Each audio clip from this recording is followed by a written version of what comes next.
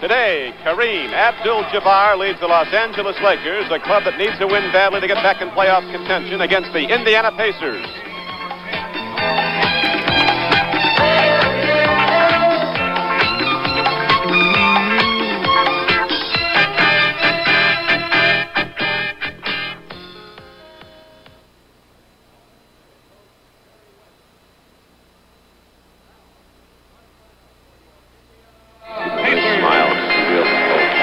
Nice smile. Yeah, oh, yeah. Big. Very friendly. You're meeting the people. You're meeting the people very friendly. Are you telling me that you're a pro at this? Well, we're back at Indianapolis, Indiana. And here at the Market Square Arena, the building is sold out with Hoosier basketball fans as the Indiana Pacers are set to go after the Los Angeles Lakers. Hello, everyone. I'm Don Crickey, and this is Cassie Russell. For 11 years, a standout in the NBA. Cassie, your old club, the Lakers, is in need of a win now. They can't afford to fall much farther behind. That's right, Don. They started off the road trip in great style with a big victory in New York. They have a lot of new personnel, but they need a big game from the franchise, Kareem Abdul-Jabbar. What's been his problem in the last few games? It's tough to say. He may be in a little slump now, and most of the players are trying to pick him up, so I think he'll have a good game today. And, of course, the Lakers have a lot of new personnel. They now have Charlie Scott in their lineup. Sweet Lou Hudson's been with them all season. He's starting in the backcourt today. Jamal Wilkes down from Golden State. They're really piecing this team together. I think Jerry West doesn't have it in complete cohesion yet. He will shortly, though, I think. It'll take a little time. They have a lot of good players, as you say. So right now, the Lakers wearing their forum blue uniforms. Come on out onto the playing floor. Adrian Dantley, a big part of the Los Angeles offense now. He's averaging over 24 points a game since he came here from Indiana. There are the Lakers. They'll have Dantley and Wilkes at the forwards, Jabbar at center, Norm Nixon, the standout rookie from Duquesne, playing in the back line with the veteran Lou Hudson. And for Indiana, Mike Banham and Ron Behagen at the forwards. James Edwards, a former Laker, is at center. Sobers in the backcourt with Tatum. Now John Williamson is starting in the backcourt, a last-minute switch for the Los Angeles Lakers. For Indiana, and here now as we start the opening play, the Lakers come down on the run. Adrian Dantley looks inside and goes to Norm Nixon, who gets the ball up. Rebound comes down to Edwards. So they come out running, Cassie. I tell you, the Lakers, both Indiana and the Lakers, feel that they can run with the ball, both taking quick shots that time. I think the pace will probably slow up just a little bit now. Sobers drills it from the deep outside. The first points are on the board. It's a 2-0 game, Indiana. Here is Nixon. He's getting a lot of ball time out there. The rookie from Duquesne, a #1 draft choice. Gets it down low. Kareem can't get it to go, and down with the basketball is Ricky Sobers. Guns the ball up court to Earl Tatum, the former Laker, and now John Williamson, who's the leading scorer in Indiana with 19 a game, hits his favorite shot, a little fall-away jump. I tell you, John Williamson is an excellent shooter from the outside, both he and Ricky Sobers, and so the Lakers are going to have to clamp down on both of those guards. Kareem comes out high. Lou Hudson goes back door on Sobers inside, and we have a whistle.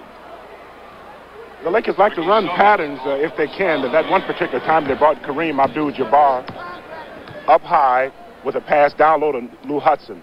And he was fouled by Ricky Sobers before he got the shot off.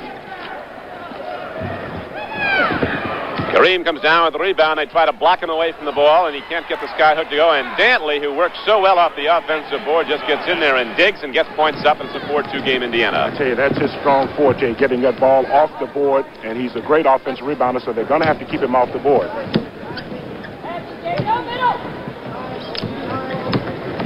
John Williamson, as the defense stays tight with him, and Lou Hudson gets it out to Mike Banham. Now they go over to the weak side. Sobers playing way away from the ball, gets it, comes down, and feeds off to Edwards. And Indiana, who was the victor earlier this season in the meeting with the Lakers when Kareem did not play, goes out in front 6-2.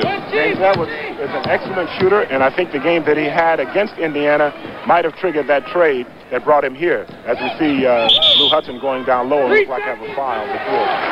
No, 3 seconds.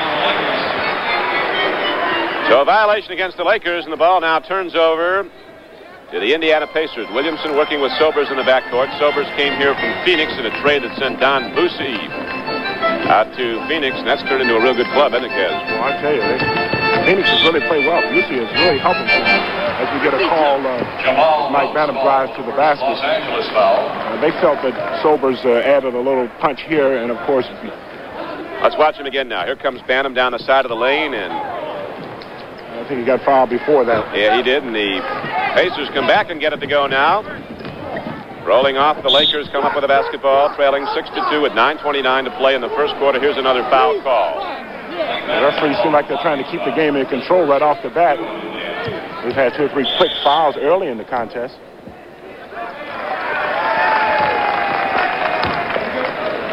Jamal Wilkes will inbound the ball as Nixon comes down low and comes back outside. Lakers opening it up now. And we have some people pushing and shoving, and they're going to call it on Kareem. Williamson was fronting him and pushing at him, and Kareem shoved him back, and Kareem gets the whistle. Now he might have a tee coming up, Kez. Thought I heard another whistle. Apparently not. Bantam takes a look and fires away.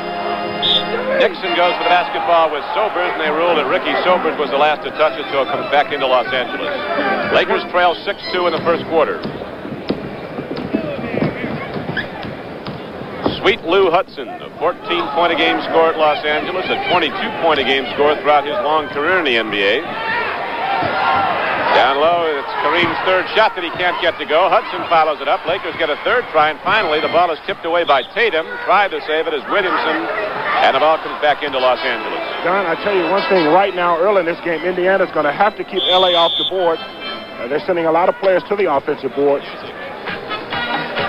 Right now, with 8:56 left to play in the first quarter, we have a timeout here at Indiana. The score, the Pacers 6 and the Lakers 2.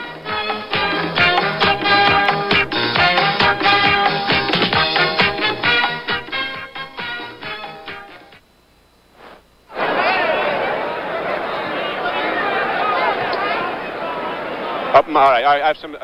First of all, we've got to get a stats man. Are you a stats man? I want to have a guy. Each guy's name has to be down how many points he gets. That's number one. And whenever a foul's committed, you got to point to who the foul is on.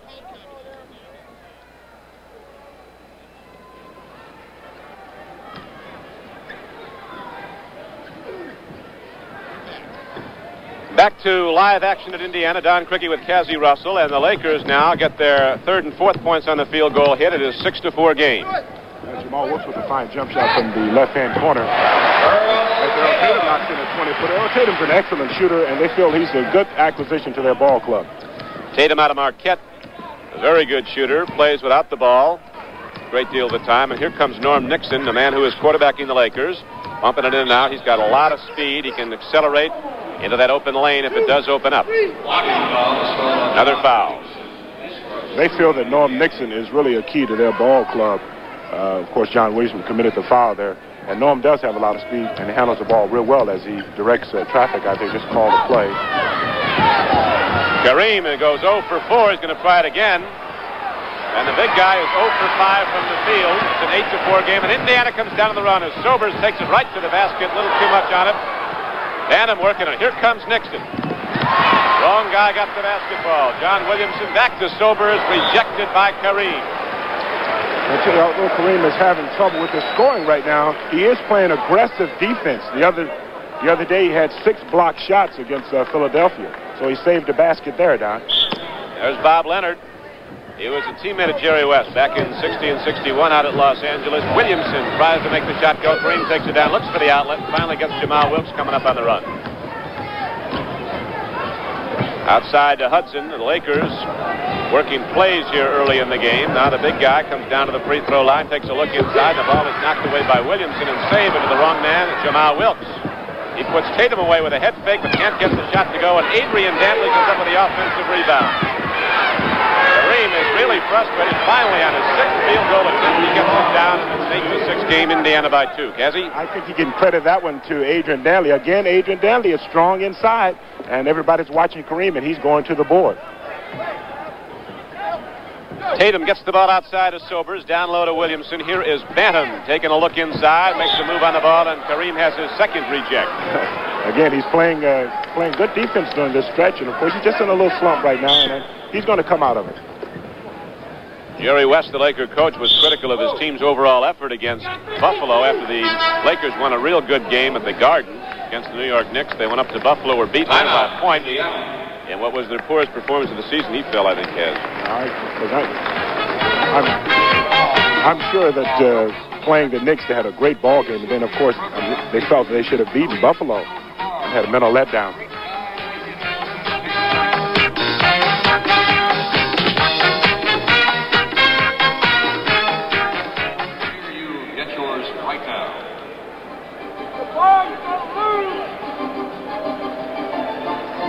As we look at the... can we get a lot less volume from Marv Muse? It's almost impossible to talk it so loud when he's counting down. Hello. Can you hear me in the truck? Hello, truck. Hello. We need a lot less volume from Marv Muse counting down. It's almost impossible to talk it so loud. You do? What's wrong?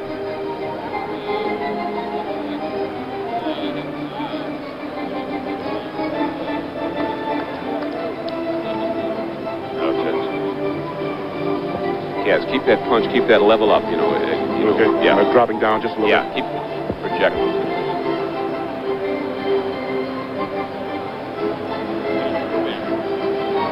We have 6:56 to play in the first quarter here at Indiana. The Pacers are leading the Los Angeles Lakers 8-6 early in the game. Los Angeles not hitting for good percentage, but they are working hard, trying to get that inside work. I'll tell you, and when you get a lot of shots inside, your percentage has got to go up a little bit, and I'm sure Kareem is going to bring that percentage up. He's not making his shots right now, but that's really important for him. I think he'll start scoring.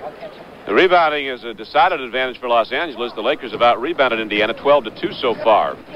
Indiana in white with the ball. There is Sobers going one-on-one with Norm Nixon. With a height advantage, Sobers shoots it over him. I mentioned earlier about that matchup. Sobers feels he can take Norm Nixon down in low and work on him because he is a good shooter downside. Sobers is a strong physical player. As Jamal Wilkes drives baseline and puts it up, he draws the foul. Could have gotten the three-point play of the ball going down for him. So he'll go to the free throw line and shoot two. Okay, a lot of times Kareem Abdul-Jabbar gets the ball, and a lot of his players will start to cut toward the basket, and he'll give him a good pass because he is a good passing center. Mike Banham got the personal foul. It's his second. There's Jamal Wilkes hitting the free throw. He'll try another one. Wilkes coming into the game with a 14-point-a-game average.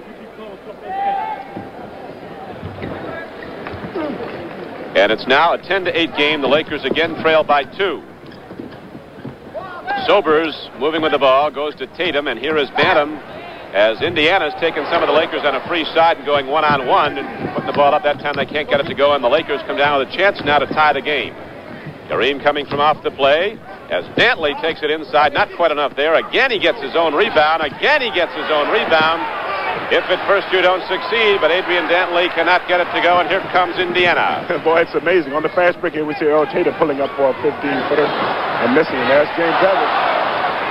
Kareem takes it down, and now at 7-2, he leads the break. Goes to Jamal Wilkes, but Indiana's back to shut it off. Nixon looks for motion inside, and we're going to have a foul on Williamson as he tried to slap the ball away from Adrian Dantley. He also hit Dantley. Adrian Dantley again is really marvelous inside. You know what he's going to do. How he does it. Boy, I tell you, they say he's really strong in the upper part of his body, and that could be one of the main reasons why he gets so many rebounds inside and goes back up with it. John Williamson was charged with the personal foul as second. Indiana now has 5 team fouls, so the penalty could benefit the Lakers the rest of this first quarter with 5:50 to play in it. It sure could. Of course, Adrian Dantley is shooting more free throws than anybody in the league thus far with 336. As he misses his first, but he'll get another. So it is now a 1-point game. Indiana leads Los Angeles 10-9. Williamson with some good faking gets the ball down off the backboard. And it's a 12-9 game. Indiana by 3. Working in the backcourt now is Charlie Scott with Lou Hudson. They've taken Norm Nixon out. But a little bit more height in the backcourt. Scott plays at 6'6". Kareem hooks it up. A little too much on the ball, and Sobers outfights people, and we're going to have a problem here because there's a lot of people swinging and hitting inside, and Kareem has been pushed again. Williamson getting the lead on the flank, drives it down. And Indiana opens up its biggest lead, 14-9. Now the Lakers come down and throw the ball away. I tell you, they have to go inside, and when they throw the ball into Kareem, the Lakers are standing around. They're going to have to get more movement.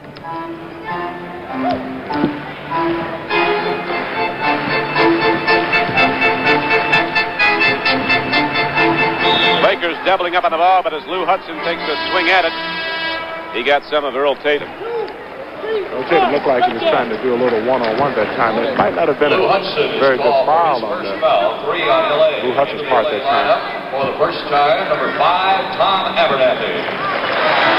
The Lakers come into this game with a record of 17-20 so far in the year. And they are right now a game behind Seattle in the Pacific Division, and of course Portland and Phoenix way up in that division. And here comes Kareem at 7'2", his marvelous dexterity despite his great height. Putting the ball on the floor, down low they go to Dantley. He puts it on the ground and gets a step closer and gets it in. It's a 14-11 game. It's amazing how he gets those shots off up under the basket at being only 6'5" down. But again, you saw him there as Charlie Scott is putting pressure on Ricky Sobers. Dantley now scored 5 for Los Angeles. Here's a foul call. It's going to go on Charlie Scott. Lakers with 4 team fouls. That's the first on Scott. Abernathy in the game for Los Angeles. Kareem tips it away from Edwards. Down low they go to Sobers, moving against Charlie Scott. Sobers looking for points, and here is a tip that Mike Banham has a little good fortune with. Again, Mike Banham is inside with a good tip in. You're going to have to keep Mike Banham off the board because he is a good 6'9". 16-11, Indiana's in the lead. Kareem takes it down low, moves on Edwards, and Edwards, seeing the big guy go right by him, just kicks him on the arm to stop the shot. First of all, you cannot let Kareem have the ball. You cannot let Kareem have the ball that close to the basket. And when he does, you're going to get in trouble again with fouls. So James Edwards is going to have to keep Kareem away from the middle, from the sky hook, if he possibly can. Kareem's got those good super wide vision glasses on. But protects himself. For a while when he first started using those down, they obstructed his view somewhat, but of course he's gotten used to it now. Norm Nixon is now back in the game as the Los Angeles Lakers are putting people in and out, trying to get that chemistry going and get the points up. They trail 16-12, but Kareem will shoot again. He has 3 points now. Nixon, Dantley, Kareem, Abernathy, and Scott are in the game for the Lakers. Banham and Sobers. Sobers has the ball in there for Indiana along with Edwards. John Williamson pumping it up from the deep outside, but not getting it to go down is Tatum. And here comes Los Angeles trailing by 3 as Nixon looks for the passing lanes to fill. Charlie Scott nicely rebounded by Earl Tatum inside. Here comes Sobers with a double team on the ball, and Kareem steals it. Lead pass to Dantley. Driving on Edwards. Basket goes, and there's a foul on the play. A big, big play by Adrian Dantley brings the Lakers to within 1. They can tie the game on the free throw. Don, you can see the desire that Adrian Dantley goes to the basket. He has his mind made up that he's going to get it, and he goes in strong and he gets the foul, and that's a big plus for him because he does go to the basket hard when he takes the ball there. That's another reason why he's shooting more free throws than anybody in the league as he makes his first free throw. Dantley from nearby Notre Dame up in South Bend, about 100 miles north of here. He's in his 3rd team now and only his 2nd year in the league. He was Rookie of the Year last season with the Buffalo Braves, traded to Indiana, then out to Los Angeles. Indiana gets it to work. Bob Leonard will take that. Thank you very much, says Bob Leonard. 6 points now for Sobers in the game. 3 minutes to go in the first quarter. 18-16, Indiana's in the lead. They've led throughout the first quarter, led by as many as 5 points. Dantley goes to Kareem, takes a look, give and go to Dantley. I don't know how Dantley gets up over guys. Roundfield's in the game, rejects the ball. He wasn't supposed to play because of a cut wrist. And now Indiana comes back the other way as a big pullback of the player. John Williamson gets the ball inside, and Sobers pulls up and fires from 20. Here comes Nixon. He can go with the basketball. Doesn't lose a step when he has it.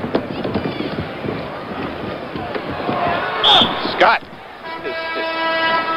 roundly crashed inside.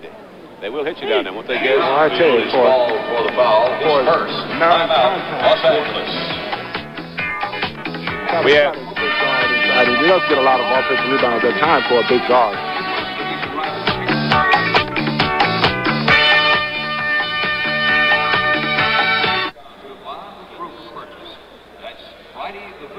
All right. Here's what we need. We need very much. We need when you come up.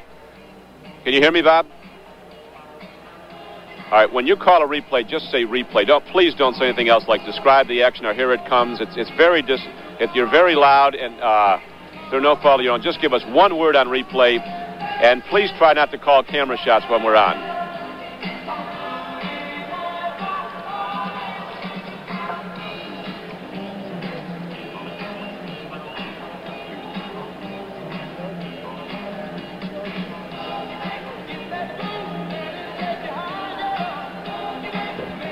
I don't know how Adrian Dantley does it, but nobody's watching him. They're all watching Kareem. Good. Talk about that. Keep that level up, though, that enthusiasm level. Very good.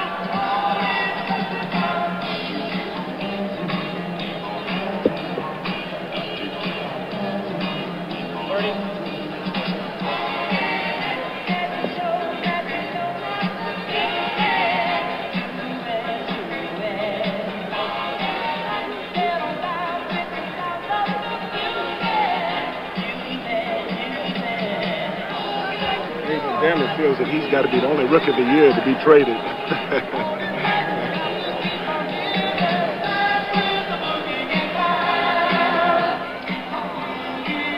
With Cassie Russell, this is Don Crickey back at Indianapolis, Indiana. The Los Angeles Lakers coming out in their traveling uniforms, the Forum Blue, as it's called. Looks more like purple to some.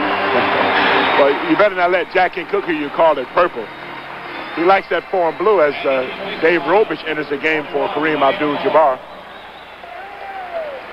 Lakers right now going with Abernathy, Nixon, Dantley, Charlie Scott is with the free throw line, and Dave Robish, who is formerly at Indiana. This is like a come-back home meeting for some of these guys. Yes, a lot of faces change teams in these two clubs. Charlie Scott, recently in from the Boston Celtics. It's 18-18. The game is all tied up now with 2:24 to go in the first quarter. Ricky Sobers matched up against Charlie Scott. Gets the ball out to around field. Here comes Madam. We're going to have a loose ball foul call down low, and play is stopped here. A loose ball foul. Both teams over the limit. Call a foul on Dave Robish that time. It was good defense. Now for a report on the Chicago-Denver game, let's go to Frank Lever and Steve Jones in Denver.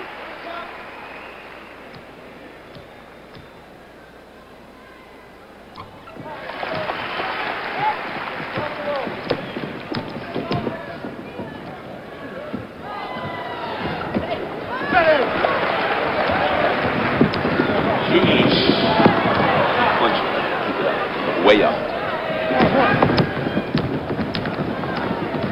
Who scored for Indiana?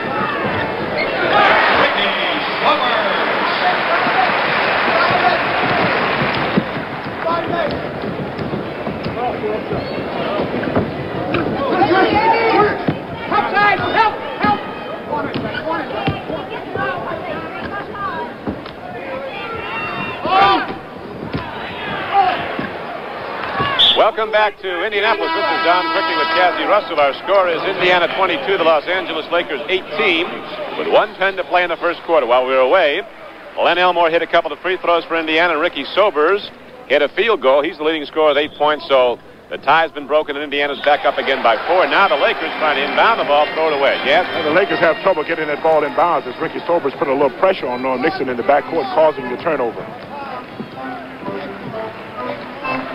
How much have the Lakers changed in their style of play with these new acquisitions over the club you were with last year when you won 53 regular season games? Well, they've made a big change. Of course, with Adrian Danley inside, they've changed the game a little bit now. They bring Kareem Abdul-Jabbar out high, put Adrian down low, whereas last year we did a lot of things from the outside. And Kareem was down low a good part of the time. Right. Throwing those high arcers in.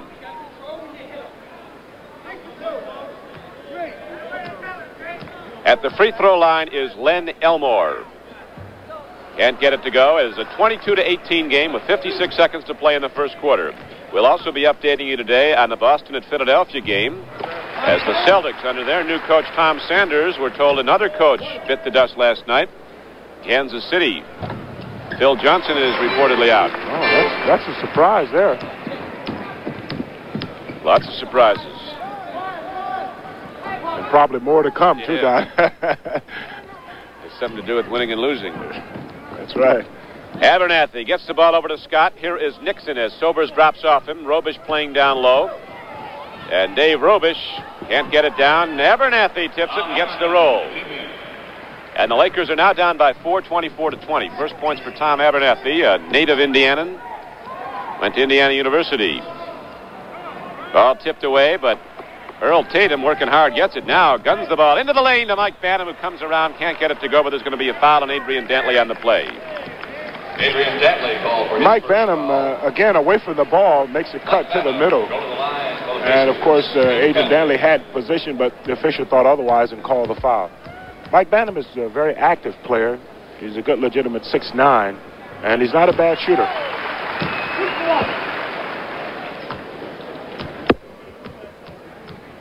"17 seconds to go. It is a 25-20 game with the Indiana Pacers now up by 6, their biggest lead in the game. The Lakers came back to tie it up at 18, but since then they've been outscored 8-2 as we wind down the first quarter with Adrian Dantley lipping it down inside. Nixon coming off the baseline, puts it up and hits it. Bring the Lakers to within 4 as the first quarter comes to an end. Not without a good effort by Ricky Sobers to get a couple more up. So we'll be coming back to Indianapolis very shortly to go into the second period of play with Indiana in the lead 26-22.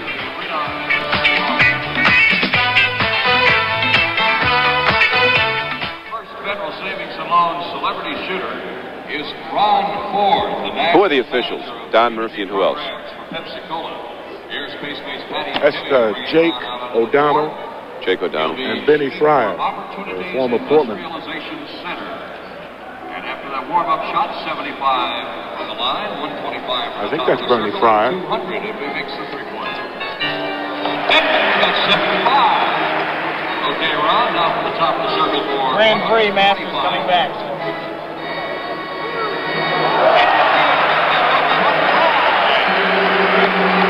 Now, for the big three-pointer. Keep that always be thinking enthusiasm level. Really, always be thinking enthusiasm level. I mean, overdo it, but you think you're overdoing it. Okay, sounds good. Ron has just raised $200 for the Opportunities Industrialization Center. We congratulate you. Don't forget the tickets for the remaining home games are available by mail through the advanced mail order forms at all the Marathon stations.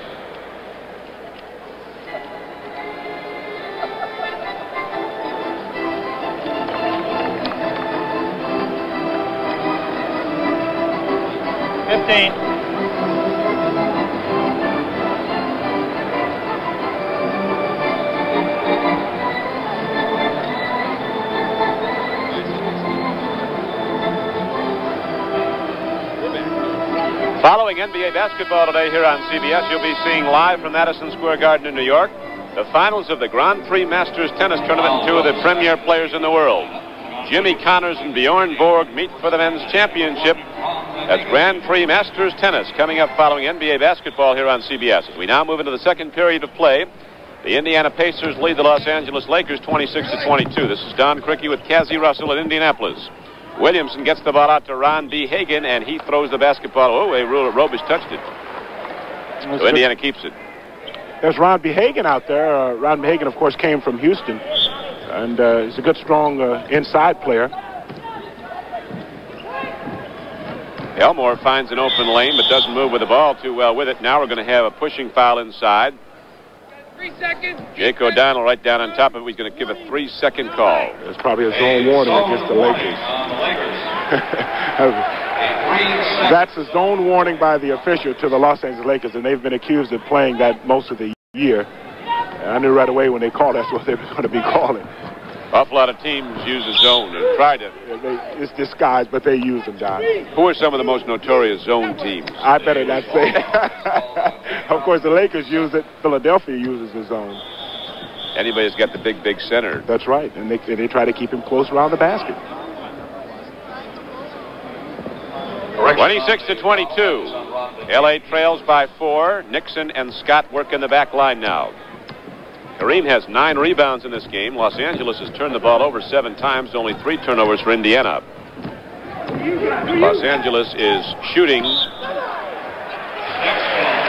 not that well in the game, early as it is. They're only hitting about 34%. 38% for Indiana.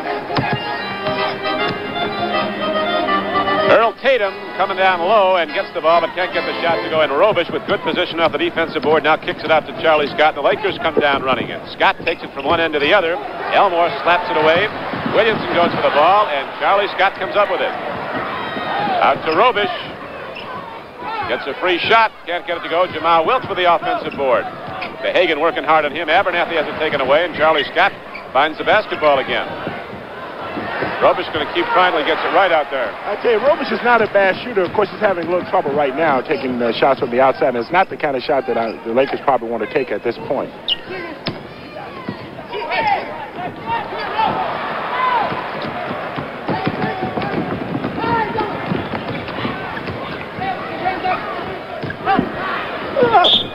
Charlie Scott working hard, and he draws the foul from Hagan. He also gets wrapped over the eye. 20 seconds. Norm Nixon made an Charlie excellent Scott will pass. go to the free throw line. We'd like to welcome the fans who have just joined us here in Indianapolis. We'd like to welcome the fans who have just joined us here in Indianapolis. The Indiana Pacers are in white, the Los Angeles Lakers in blue. And the score is Indiana 26, Los Angeles 24, with 10:31 to play in the second period. Charlie Scott has just gone baseline. He put the ball up and good, and he drew a foul on the play, so he's shooting for the three-point play. Len Elmore comes down with the rebound, and here comes Indiana. Kareem Abdul-Jabbar is on the bench. He is rebounding well, but he's had trouble scoring in this game. Missed his first 5 shots. Game has been tied twice. So it's 26-24. Indiana now goes up by 4.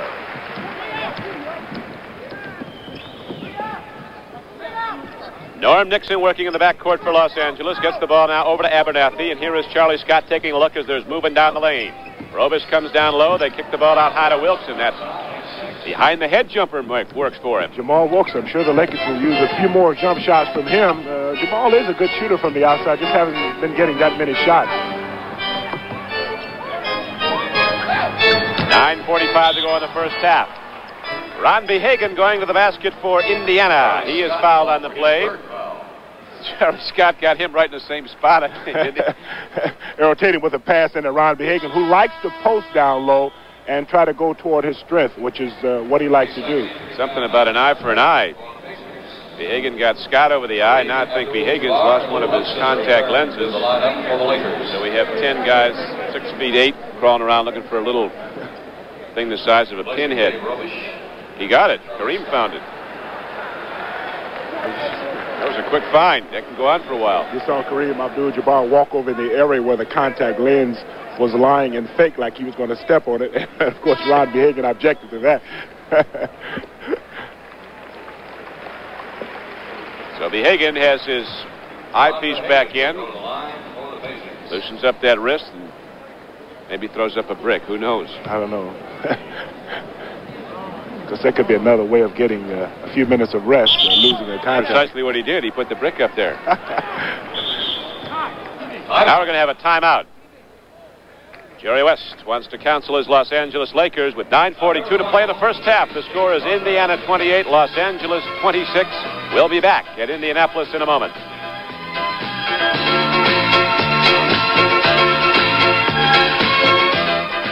Congratulations from Canfields and the Pacers. Okay, something we can go over on the throws. Bill, you don't have to shout now. You're coming real loud. We have a very loud headset pickup of the truck. On any of those throws, you can keep it way, way down. It'll be a lot easier for us. And, yeah, I know you are. I know you are. Okay, did the brakes go all right?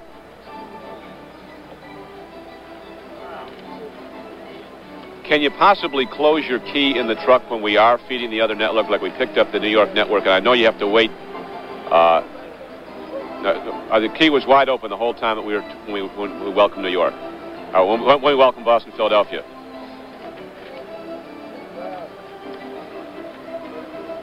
I had you, I had Bill, and I had Bob Dunphy all at once.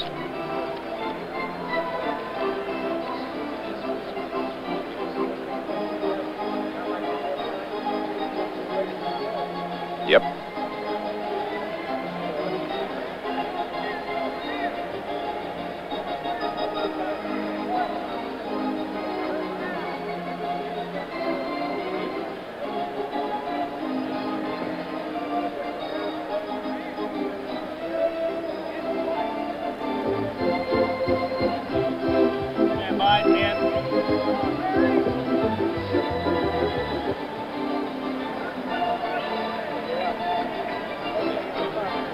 Next Saturday, the CBS Sports Spectacular presents highlights of Super Skates 4, featuring some of the world's best amateur and professional skaters in their most demanding routines. You'll see people like 16-year-old Linda Fradiani, JoJo Starbuck, and Ken Shelley. Next Saturday on the CBS Sports Spectacular. We have 9:42 to play in the second period here at Indiana. Ron Behagen hits the free throw to give Indiana a 3-point lead. That's his first point of the game. Nixon, quarterbacking the Lakers outside. He keeps the ball way out, waiting for things to develop, Ked. Is what they want him to do is to set it up and try to get the ball into Kareem Abdul-Jabbar, and he is developing into a fine playmaker, Don. A lot of quickness, huh? He does have a lot of quickness, and he can accelerate on that fast break, too. Indiana with the ball. They have led by as many as 6 points in the game. Elmore fires up a shot. He puts it up very softly. Big Len Elmore, who is a high school player in New York, was probably the most sought-after high school player in the country that year. And then headed out to the University of Maryland. Kareem puts the shot up. He is rejected by Roundfield. That doesn't happen often. And now Behagen gets the defensive board, gives to Williamson as Nixon harasses him coming up court. John Williamson will put it up if the opportunity's there. Behagen loses Jamal Wilkes briefly with a head fake and then gets it on the bank. And so it's a 33-26 game, and Indiana has its biggest lead. I talked to Ron a little bit before the game, and Ron feels that one of his strong points is being able to shoot the ball from the outside as a big forward. Well, he got that one to work. And now we have another whistle from official Bernie Fryer, stopping the clock with 8:27 left to play. That's the first period shooting. L.A. only hit 23%. It's not going to get you there. No, that's not. Of course, Adrian Danley has just come back in the ballgame for the Lakers. And Adrian, of course, is shooting about 52% from the field. Lou Hudson, he's always been a good percentage shooter. In college, he was over 56% for his career. And he gets a lot of inside shots. He knows how to get them. There's a foul call on Roundfield. Okay, when they throw the ball into Kareem Abdul-Jabbar, the Lakers are going to have more of this. You cannot stand and watch after you throw the ball in. And if you move, Kareem will give you the ball back, as we noticed there, Lou Hudson going in and ultimately got fouled. There's Slick Leonard. Oh, my, they gave him the basket on that, eh? Yeah, basket went. Broke Slick's heart. 33-28 with 8:17 to play in the first half. Indiana with a 5-point lead. Lou Hudson at the free throw line. Can't get that to work, so here comes Indiana again. Hudson gets the ball away, but loses it out of bounds. Indiana will inbound the ball. Tatum working with Williamson in the backcourt. I don't think Slick Leonard liked that too much. Of course, he's one of your more vocal coaches in the league.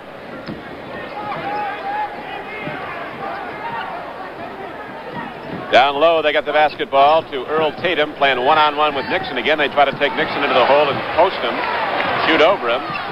Roundfield gets the ball and working nicely off the assist from Elmore, and Indiana takes again the 7-point advantage, 35-28. I'll tell you, Indiana's really going to the board. They got a lot of good jumpers in there. The Lakers going to have to block out. You can't allow a team to get that many shots at the basket. Both coaches going to their bench often in this game, changing the mixture out on the court. And now the Lakers get it down. That brings the Lakers back to 35-30. Lou Hudson now has 4 points after the last field goal. Hagen follows it up and gets it. I tell you, he's a good rebounding forward offensively. Again, they have a lot of action going back door, and Robbie Hagen does go to the board pretty hard.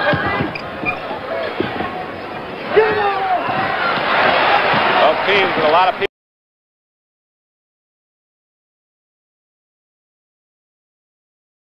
crashing the board trying to get back to basketball. Here's Williamson.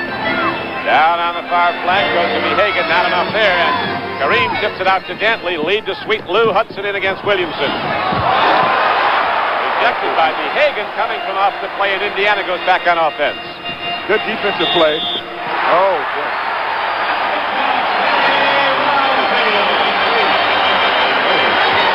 Roundfield wasn't expected to play today. Okay, Lou Hudson down on the break, made a good turn. Hagen comes back, makes a good defensive play. Williamson passed the ball to Tatum, who in turn passed it to Toronto, who goes to the basket. And they call it on Kareem Abdul-Jabbar. He didn't have position. So we're going to have a timeout with Indiana with its biggest lead, 39-30.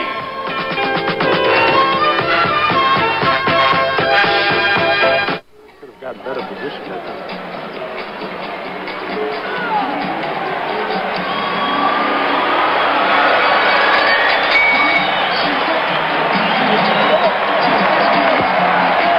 Good. How's it sound? Everything all right? James and Harry. You remember him? He shows up everywhere.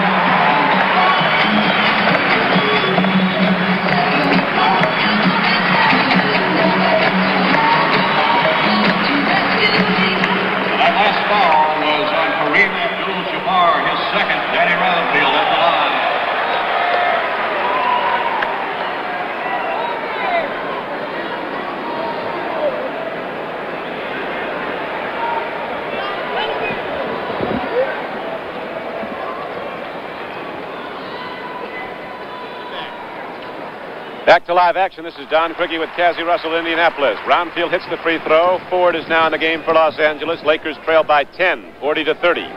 6:42 to play in the second period. Tatum with some nice ball handling goes behind the back to Williamson. And John Williamson hits it off the run. And so now Indiana threatens to blow the game open, Cassie. Indiana are playing very good defense. When they throw the ball into Kareem, he's putting the ball on the floor, and Indiana is sending 3 men at him. He's going to have to get that ball back out. Indiana's actually getting a lot more motion and a lot more offense with Edwards out of the game right now. They've got a lot of quickness in, not as much height, but Roundfield's added a lot. He's been coming in and out, working hard off both boards. And now we're going to have Adrian Dantley at the free throw line as Roundfield just picked up his third personal foul. 5 team fouls in the Pacers here in the second period, only 2 on Los Angeles.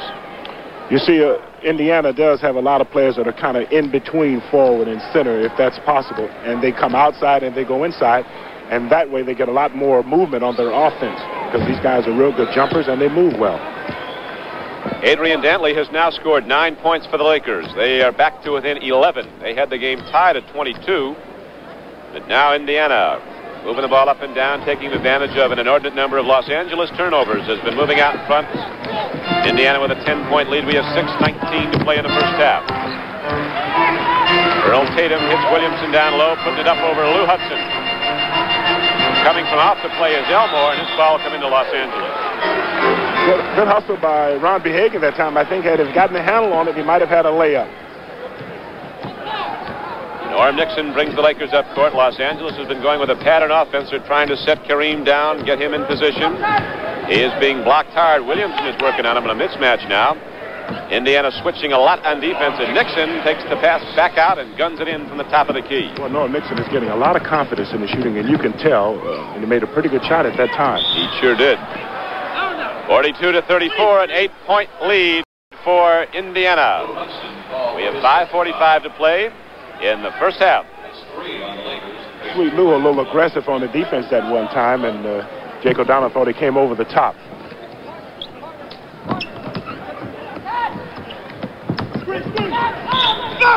Now, for a report on the Chicago-Denver game, let's go to Frank Lieber and Steve Jones in Denver. 4 on the Lakers.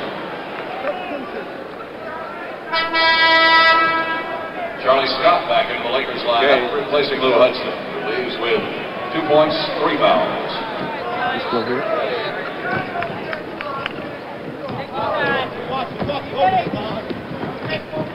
I think if you look at Earl Tatum, you see he's really playing relaxed ball, John. See that?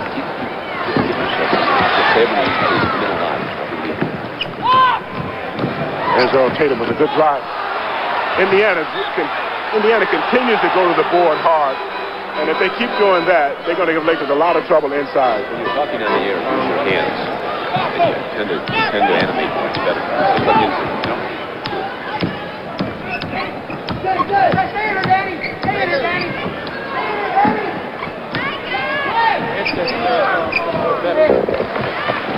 There you go.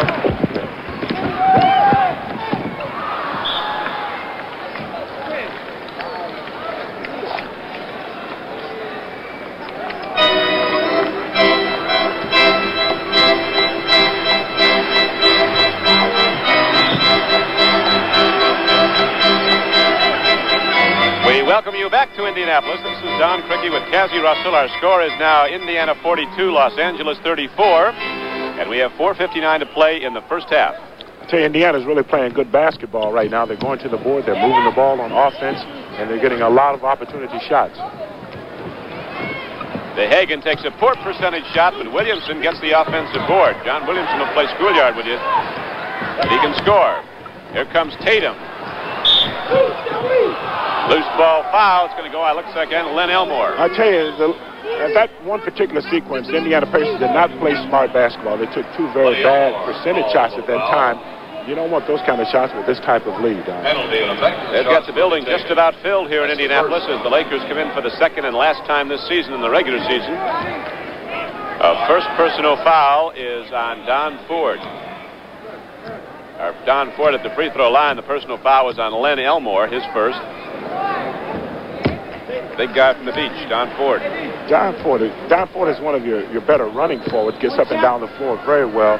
Hasn't seen that much action since the acquisition of Adrian Dantley. Rebound comes down to Ronfield, who, as we mentioned earlier, wasn't expected to play today. He's got the bad wrist, but he's been playing well. He's been playing well. I think that's what happens sometimes when you're not expected to play. Don Ford is called for the foul, his first. Penalty in effect, Ron DeHagen with 5 points will be at the line for the Pacers.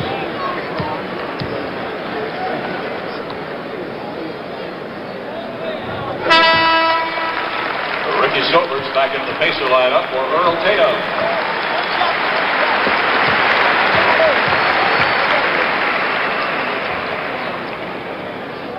We'd like to welcome the fans who have just joined us here in Indianapolis. The Indiana Pacers in white, the Los Angeles Lakers in the 4 and blue, and the score is Indiana 43, Los Angeles 35, with 4:23 left to play in the second period.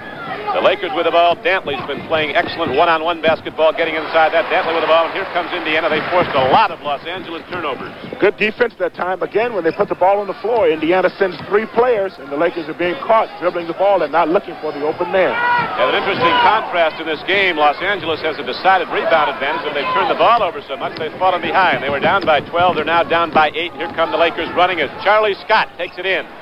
Well, the one good thing about Charlie Scott, he kind of weaves his way down. He'd rather pass the ball than take the shot. If the shot presents itself, he goes in and he took a fine shot then. Dantley is the leading scorer in the game with 10 for Los Angeles. Here's John Williamson down low. Ford trying to get it. The ball was rejected clean by Kareem. Got it again, but they're going to call a foul, and the big guy doesn't like it. Boy, I don't know. He went up. Kareem Abdul-Jabbar, his third. Kareem missed his first 5 shots of this game, but he's played a hard, intense game, and there's been a lot of contact underneath. Now watch him come up.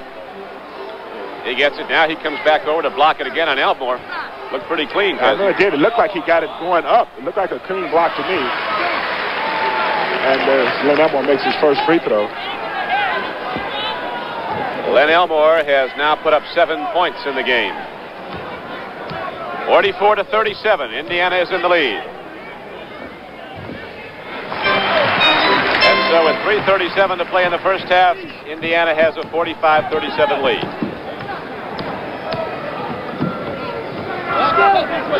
Dantley guns the ball over to Norm Nixon now, as Nixon is playing against Williamson, who is very quick to double up on Kareem, which he does. The ball was slapped away, looked like Elmore, and here comes Indiana again, forcing a turnover. Well, I tell you, every time he puts the ball on the floor, they're sending 3 players at Kareem, as Ron B. Hagen takes a low percent. Good rebound by Adrian Dantley on that particular play. Los Angeles has turned the ball over 11 times in the game to just 4 times for Indiana. Nixon firing away. The little guy is starting to hit from the outside now. There is Coach West, Coach McCluskey, Coach Allbeck also there. Don Norm Nixon is keeping the Lakers in the game right now. Right. He's made a couple of shots from the outside.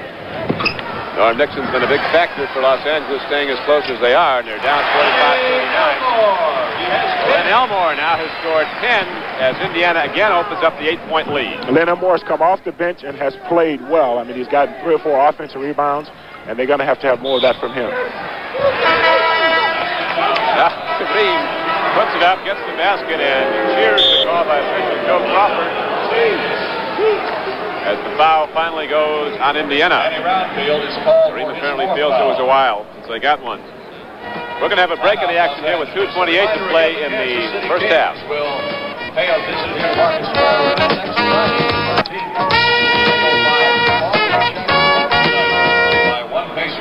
Kareem is really getting frustrated because there's 3 men around him every time. Halftime, by the way, will be the YMCA Indian guys that night as Kansas City next Friday, the 13th. And don't forget, halftime today coming up, the Pepsi Hot Shot Regional Finals.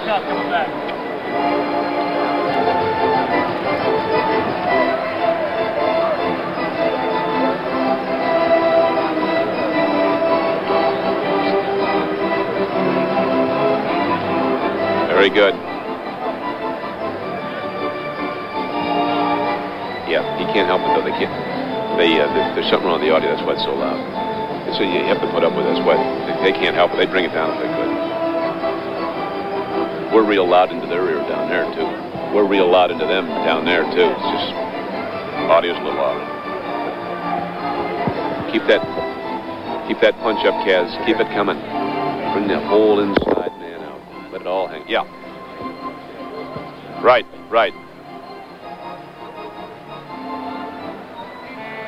I'm really impressed the way Indiana is playing against Kareem. Talk about that. LA's been well scouted.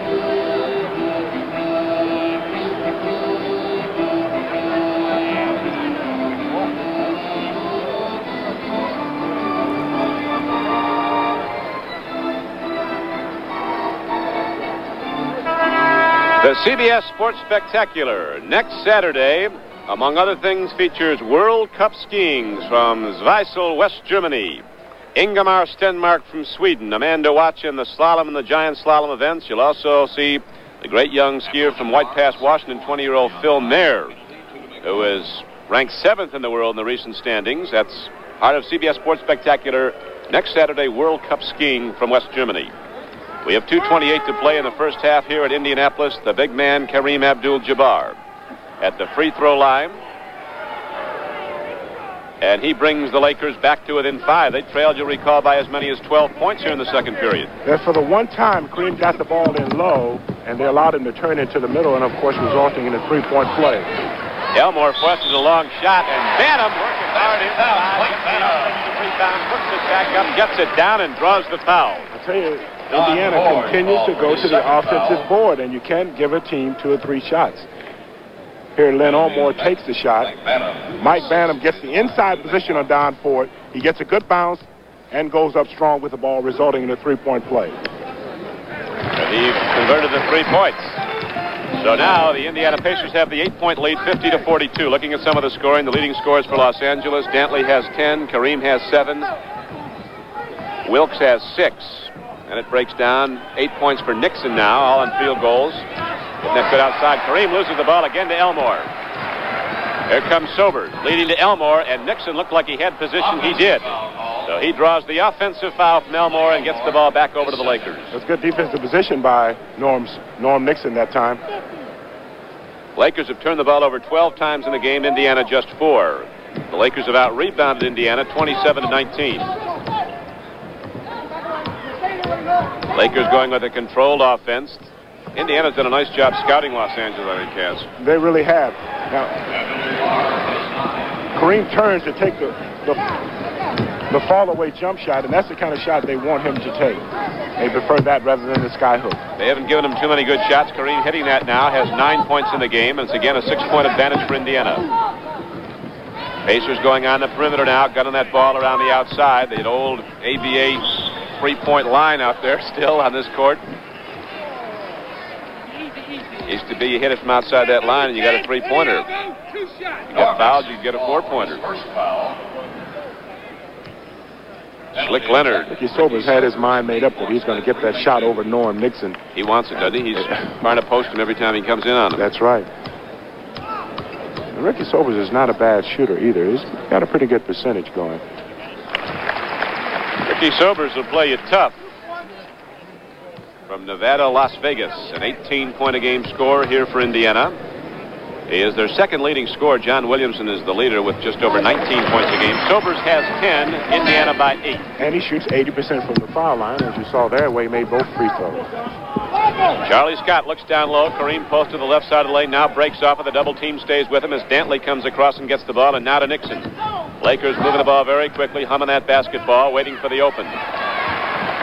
Tatum takes it down inside court. Sobers working hard against Charlie Scott, and they call Sobers on an elbow, and Sobers shakes his head. Excellent call. Excellent call by Jake O'Donnell. Ricky Sobers with his right arm out, hooking, which wasn't necessary. He had good control of the ball. Watch his right arm. There it is right there. Already had good position, didn't need to use. So with Brad Davis, another rookie in the game, one of 6 first-round draft choices from the ACC in the NBA this year. 6 from last season. Here's Kareem now, getting 2 shots. Now they're starting to get him his shot, as you were mentioning, Kevin. Again, they feel that they can win if they give him that particular shot. They'd rather him take that than the sky hook. And that's not a real good percentage shot for him, but he has made 2. Well, Kareem now has 11. Lakers back to within 6, and here they come on the run. Brad Davis, a 6'2" guy with a good lead pass to Ford, and he holds the ball nicely. Good ball possession. Waits for the foul. It didn't come, but he did get it on the bank. Good pass by Brad Davis that time. He had a 3-on-2. The Lakers start to look sharper now as they get the ball after 1 shot by Indiana and then run. 13 seconds remain to be played as you see in superimposed here in the second period. 52-48, Indiana in the lead. Pacers led by as many as 12 points earlier in the second period. And now they have Mike Bantam at the free throw line. Bantam shoots about 74% from the foul line. Don Ford was called for the personal foul. 13 seconds left to go in the first half. Coming up at halftime, we'll have the horse competition. You'll hear a direct report from Jimmy the Greek Grapevine. A report on the Grand Prix tennis that you'll be watching between Borg and Connors following this NBA game. All coming up at halftime. Here is Brad Davis coming down court. 3 seconds, 2 seconds. Nixon fires just before the horn. And an offensive foul is called against the Lakers before the shot. Well, the one thing you don't want to do, Don, as a guard, you don't want to get up in the air and pass the ball. And unfortunately, Brad Davis got caught up in the air and got an offensive charge. Very limited options when you're in the air with the ball. So it doesn't go, and the first half comes to an end. The Indiana Pacers, their lead of 12, now cut to 5 at the end of the first 2 periods of play, go to the locker room with a 53-48 lead over the Los Angeles Lakers. In the first half, Indiana was led by Len Elmore, who scored 12 points. Ricky Sobers had 10. Mike Bantam hit 8. John Williamson had 8. Brownfield came in the game and scored 5, but gave that team a big impetus with his rebounding and overall floor play. You'll be watching Horace very shortly here on CBS with the score at the half, 53-48, Indiana in the lead.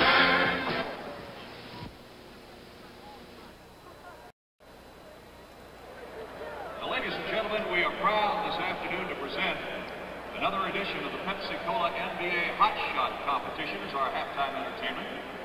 The youngsters you will see playing going very nice from the truck. All summer in playground gentlemen. Competition. They represent some of the best young gentlemen. basketball shooters in our area. Hot Shot is a national boys, basketball skills program. young men. More than 2.5 million youngsters this year. The Hello. youngsters compete in 6 age and 6 categories. Winners this afternoon will go on to future competition here and other NBA arenas around the country. The Hot Shot game is a 1-minute race against the clock. The youngsters score. Give me that again, please, Bill. Shooting from special hot spots that you see. Was he talking to us? Being put down right now. Oh, okay. Next thing you'll read is the station break. Tell him I'm going off headset for a minute. Okay, Billy. Thank you, Bill. 2 layup scores are allowed for 2 points. 3-point bonus. The youngster attempts at least 1 shot from each hot spot. 1 point is subtracted for each dribbling or motion violation. The youngsters have played previous hot shot competitions against each other, so their score at this halftime is only a part of the total score. Winners will be announced during the third period. The referees tonight will be Indianapolis Department of Parks and Recreation. The more you see, the more you want to talk. Fine. Don't worry about talking over a desk, but there's going to be another one. In the middle of the talk. Okay, the first competition, girls 9 to 12. Shooting at the east end will be Sandy Spears, or check that, shooting at the west end. Will be Sandy Spears of Indianapolis, and on the east end, Margaret Wallace from Denver. Hot shot, show us what you got.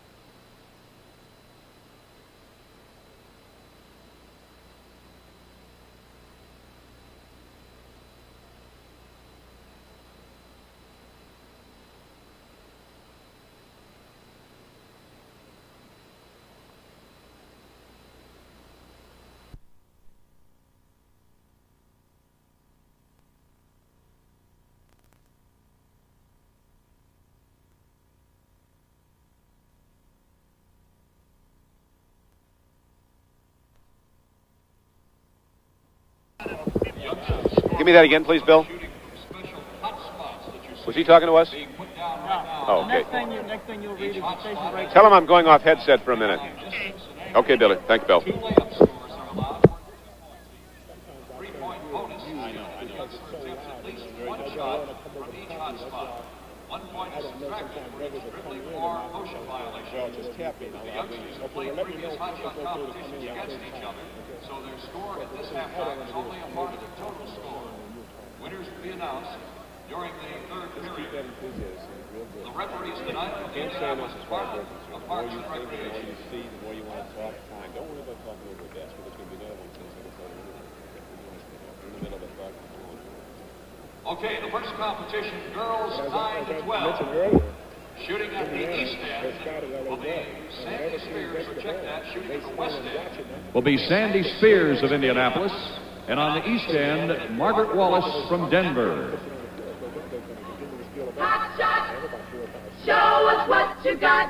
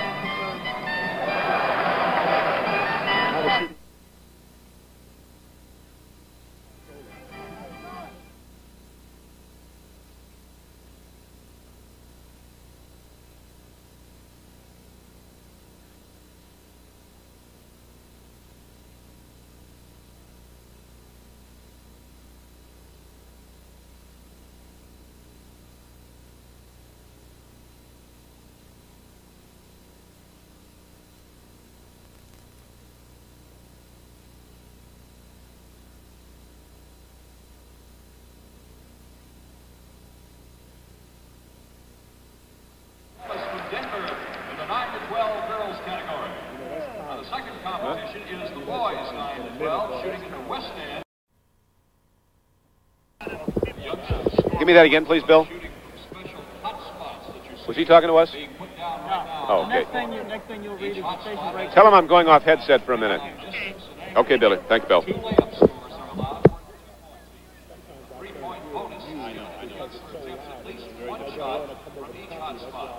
One point is subtracted for each dribbling or motion violation. The youngsters have played previous hot shot competitions against each other, so their score at this halftime is only a part of the total score. Winners will be announced during the third period. The referees tonight from the Indianapolis Department of Parks and Recreation. The more you want to talk, fine. Don't worry about talking over the desk, because there's going to be another one. In the middle of the talk. Okay, the first competition, girls 9 to 12. Shooting at the east end will be Sandy Spears, or check that, shooting at the west end. Will be Sandy Spears of Indianapolis. And on the east end, Margaret Wallace from Denver. Hot shot. Show us what you got.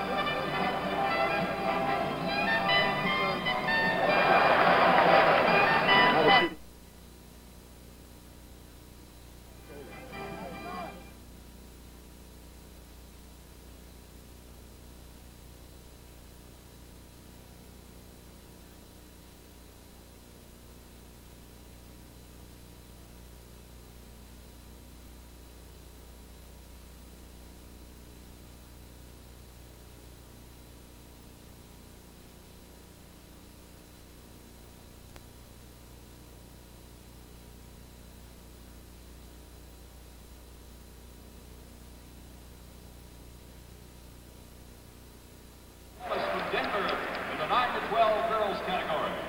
Now the second competition is the boys 9 to 12. Shooting at the west end will be Robert Lilly of Kansas City, and at the east end, Tom Scott of Franklin, Indiana.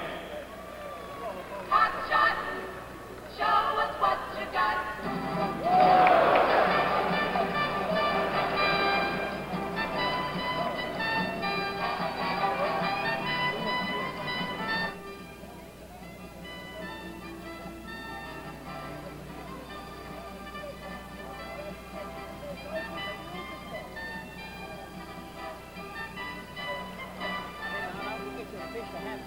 Great, very nice job. Very good, sir. Good job. No, you're doing a hell of a job. I got tapped in the beginning there, Don, on that other seat. Yeah. I'll go get a picture.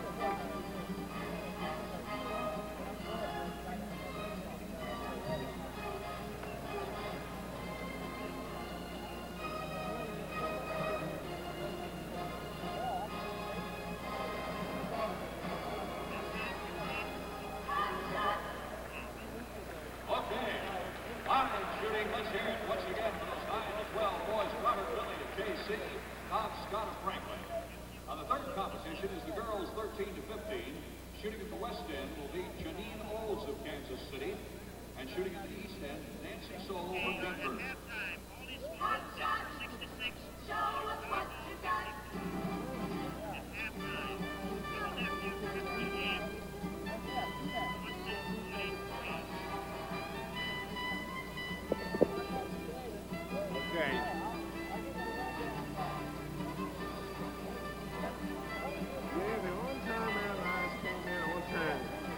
When I left here, it came into the room. It was there. Matter of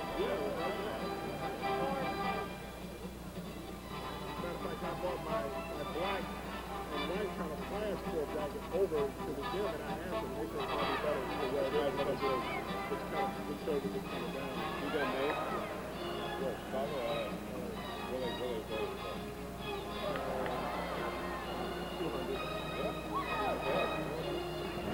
For me, that's good. You got to get me. My legs and my arms. They see me come into a store, they start doing that. Okay, for the next game, those ladies, Janine Olds of KC and Nancy Saul of Denver. Yeah. On the fourth competition, Never go enough to fight. boys 13 to 15, shooting at the west end will be Joe Aguisto from Owensboro, Kentucky. And on the east end, Troy Fowler points from Mississippi.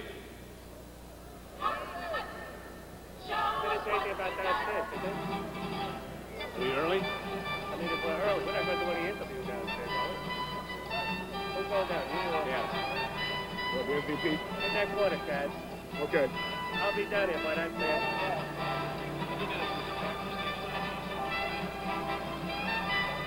I don't know. Who do you think plays off in the end of the first round? Gentlemen, that's that, please. We've got 3 minutes till we come back, and then you excuse the station break.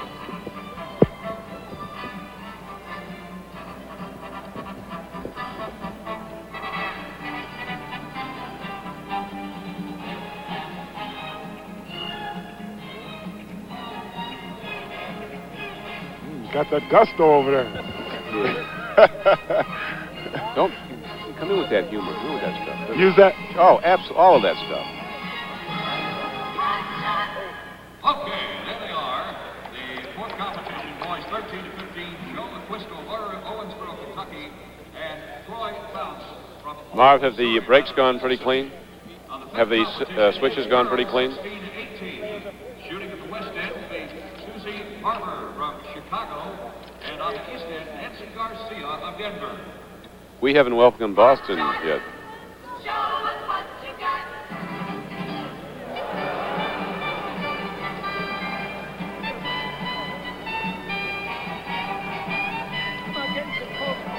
Now, is there anything you think Kaz should be doing more or less of as you listen?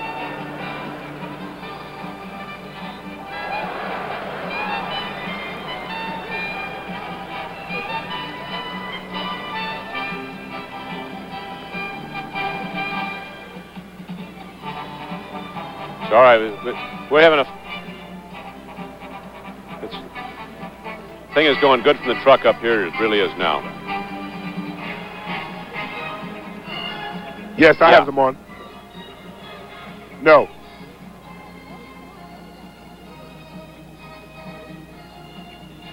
Yeah. Okay, fine. Really punch. Really punch. Okay. Almost like you're out shouting almost. Really, you can't overdo Okay, let's it. hear Okay. Good shooting from Susie Harper of Chicago and Nancy Garcia of Denver. Now the sixth and final competition, boys 16 to 18.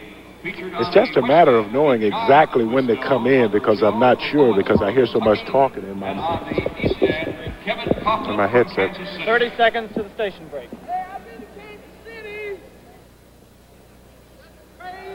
Hot shot. Show us what you got.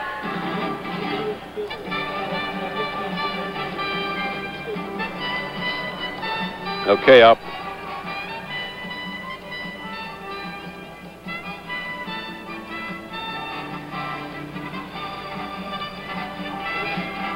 The score here at halftime in Indianapolis is the Indiana Pacers 53, the Los Angeles Lakers 48. Very shortly, we'll be getting an update from Jimmy the Greek on the Greek's Grapevine as the NBA on CBS will return after this word from your local station.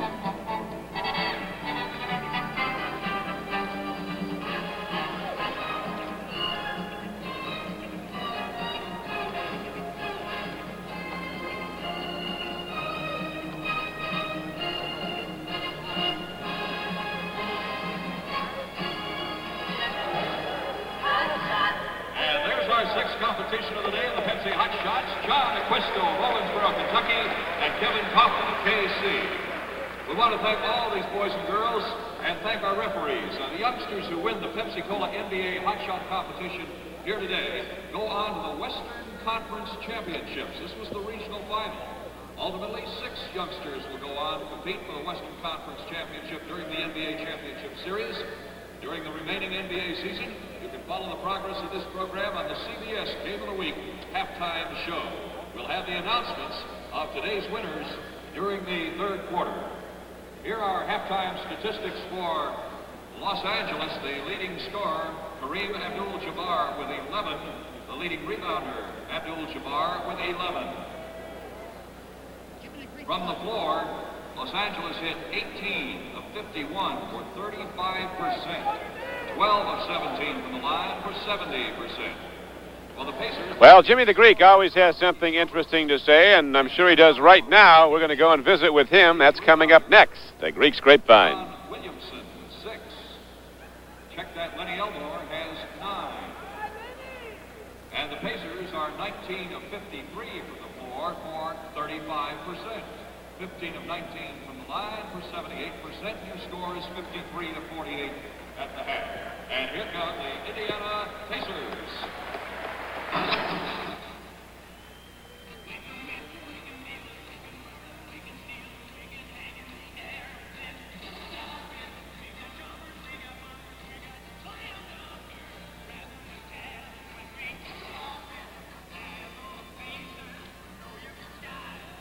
Right.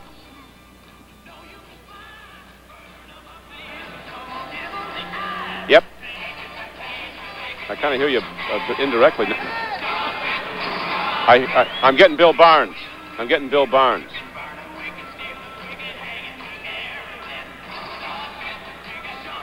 Yep, real loud.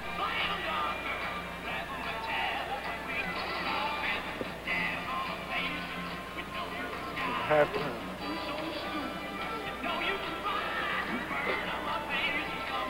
What the Lakers shoot that first half? Oh, the shot shoot that.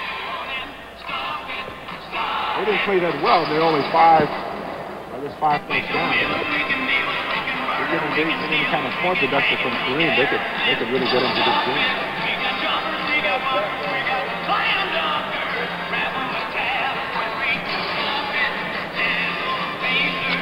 At the conclusion of today's game and each of our NBA telecasts during the season, we will be selecting the Chevrolet Most Valuable Player of the Game.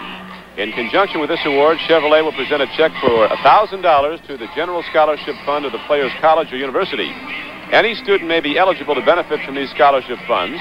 Today's winner will be announced at the end of the telecast. Cassie Russell and myself will be voting for the MVP, and should we disagree, our producer Bill Barnes will cast the deciding ballot. There's a great tennis event coming up at Madison Square Garden following this NBA game, and let's go for an update on it to Pat Summerall and Tony Trabert.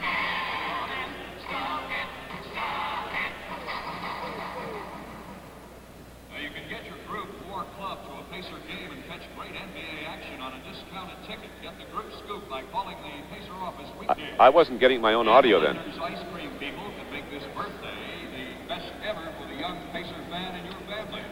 Check for details on page 9 on the lender ad in today's program, or call the Pacer office for full information. Also, look for today's Pacer Puzzler on the overhead message board.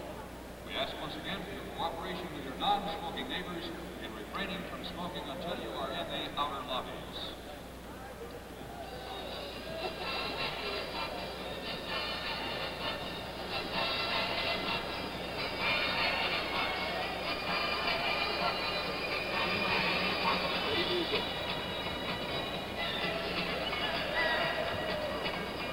Neither team shot that well, 35%. Man, that's not.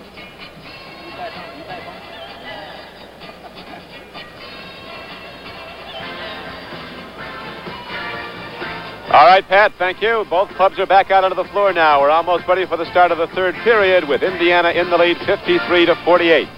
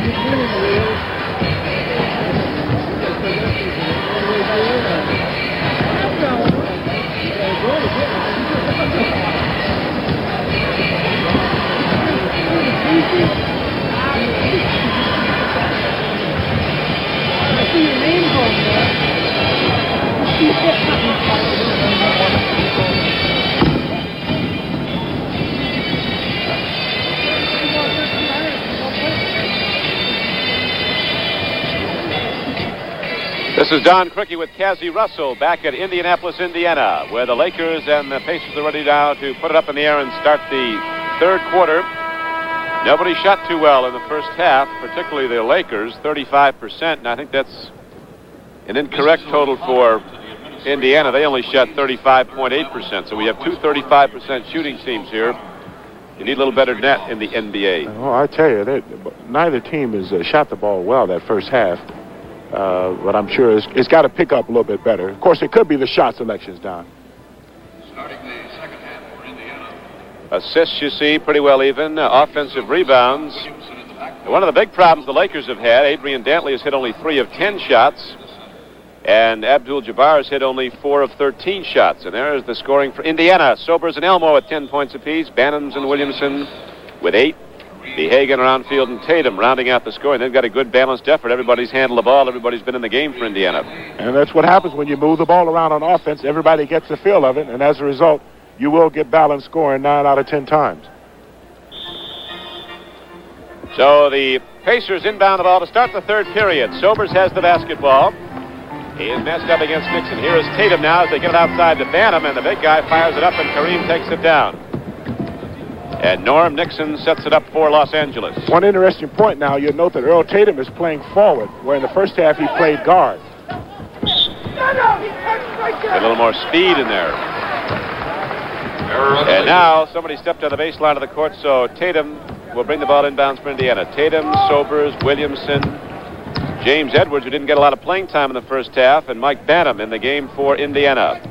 Nixon, Wilkes, Dantley, Abdul-Jabbar, and Hudson, the starting 5 in the game for Los Angeles, as Banham comes down low, and he never left the ground. But it worked. How do you like that? I think he half turned into Kareem Abdul-Jabbar on that particular play, and was surprised with Abdul's presence, and just kind of flipped it up toward the basket. Nixon gets the ball now to Kareem. Takes a look inside as there's motion to either side of the lane. Switching sides are Wilkes and Nixon. Kareem follows it up, and he will draw a foul. Dantley inside draws the foul. Adrian Dantley going to the free throw line. As the personal is on Bantam, that's his third. First team foul, the third period. Good position under the board again by Adrian Dantley, resulting in a foul, and they're going to have to box him off the board. Everybody's looking at Kareem Abdul-Jabbar, and Adrian Dantley has free access to the basket. Adrian Dantley at the free throw line. Drops it in. Dantley in the first half had 5 offensive rebounds, 2 defensive rebounds. Indiana's gotten a lot from the benches. You see, that's been the difference in the basketball game as the Pacers lead 55-49. They led by 5 at the half, 53-48. Dantley having trouble with the free throws. First half, the Lakers hit 12 of 17 free throws. Indiana had 15 of 19. Over and back is the signal, and the ball is over to the Lakers now as they trail by 6. A little defensive pressure put on by Lou Hudson, causing that turnover. John Williamson couldn't quite get the handle on the ball. Nixon takes a look inside. Kareem is out high now. Wilkes coming out high. They've got the baseline all cleared out. Somebody's going to get set to go back door, and Dantley's looking to work his way in there. Now they go to Kareem, and there is Dantley back door, but the basket is rejected. But Dantley puts it up again. He keeps at it. And finally it goes through the legs of Sweet Lou Hudson to Banner up court to Tatum. One man back to defend is Nixon, and Tatum can't make it work. Lakers get the basketball back. The Lakers got a break on that particular play. Earl Tatum probably should have passed the ball to one of the Indiana Pacers filling the left lane there. And as a result, they didn't get a basket, which they should have. Wilkes takes a look inside. Kareem calling for the ball. They go perimeter. Now they get it down low, and the big guy backs in on Edwards, and a foul is called. It'll be against Indiana. Number 40. James Edwards. Edwards pushing off. James Edwards always has a little trouble with Kareem. Of course, this is the first meeting between the two. Edwards is the only rookie center in the NBA that's starting. He didn't play a whole lot in the first half. Here is the ball carrying off Hudson, coming up to Williamson.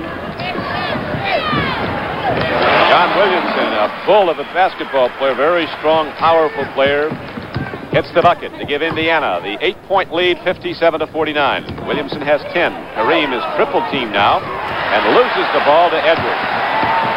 Up court, Tatum ahead of the pack, and Earl Tatum cruises for two. Kareem is holding that ball much too long in there. He's going to have to get that ball out because they're sending 3 men at Kareem every time he gets the ball. So somebody's got to be open with 3 men. Jerry West now sending some new people into the game. Charlie Scott out of his warm-ups, as is Abernethy. He needs more from his offense right now. Kareem gets it to roll down. And the Lakers trail by 8. Kareem has 13 points.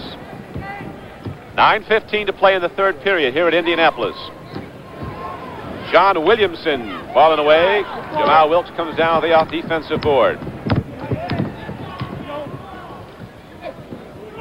Hudson fires. And Lou Hudson. He's hit 1,000 of those in his career. The Lakers can use quite a few more shots like that from Lou Hudson to get themselves back into this ball game. And this is a big game for them on this road trip. Edwards trying to work his way against Kareem, who blocks the shot, but Edwards gets it back, and here's the foul call. Jake O'Donnell, let's see. We'll watch that one again, Cassie. Okay, James Edwards gets the ball down low, starts to move on Kareem, but I think he goes up and he's shooting the ball right there in front of Kareem one more time, and he draws the foul. And we have timeout here in the third period with Indiana in the lead, 59-53.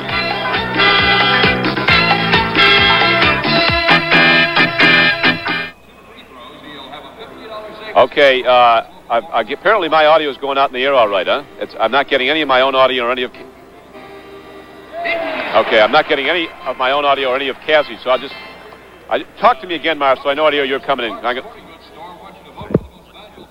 Okay, I'm going to take one ear off then so I can hear. Very good, as long as it's coming over.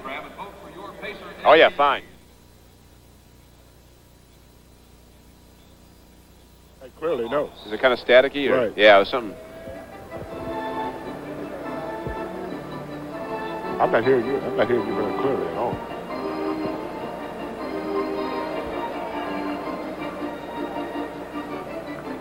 I can't hear you that clearly because even when you told me to go ahead and comment on that instant replay, yeah, I still couldn't hear you, so I just picked it up. You did good. Keep that punch up, Kaz. As a matter of fact, I hear you pretty well when I take one ear off.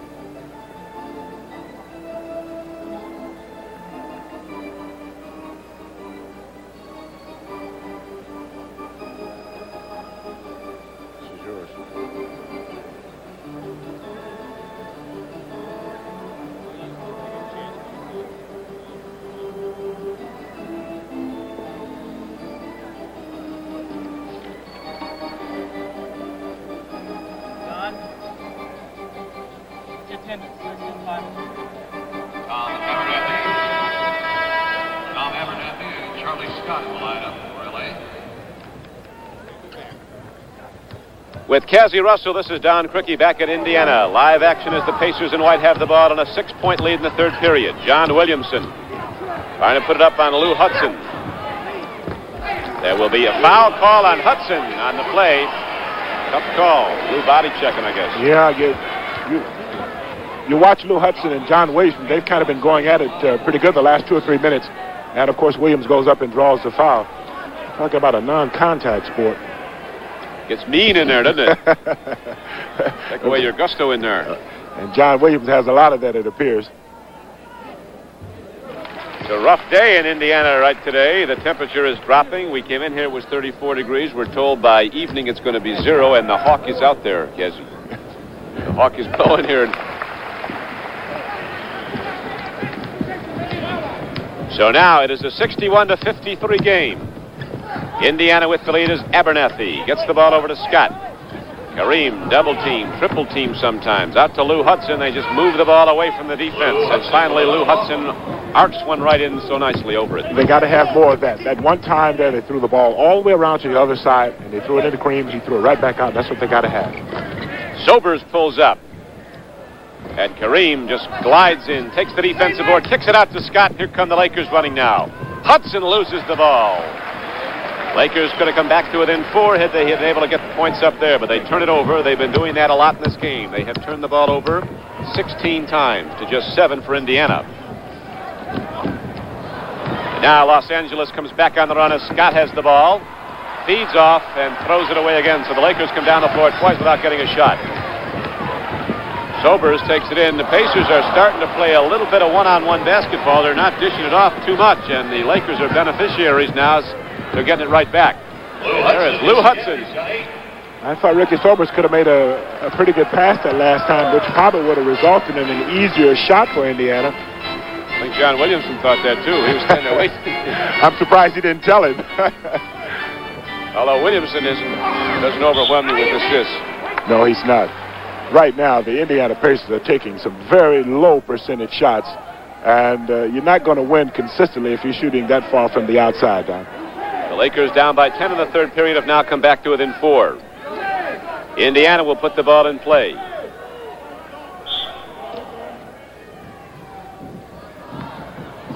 Williamson has to fight Lou Hudson for the ball, but he gets it.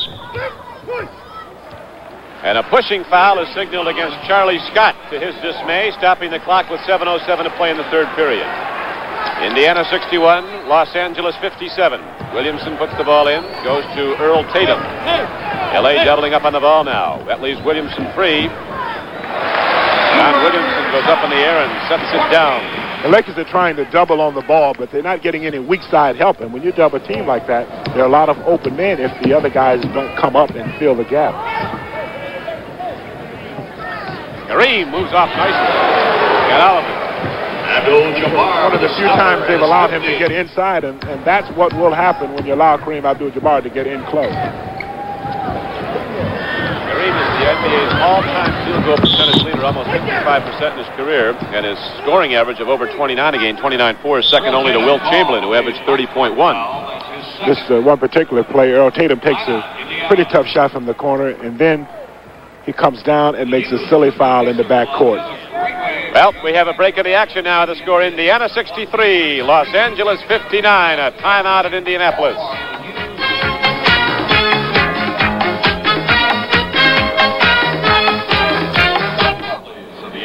I hear them, though.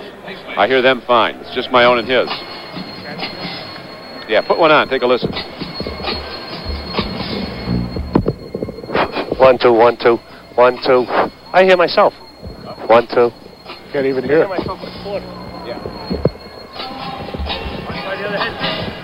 Yeah. No, we better stay with these. There's liable to be something. Maybe let me listen to the other one. I can't even hear it. Yeah, me either. I can't. Yeah.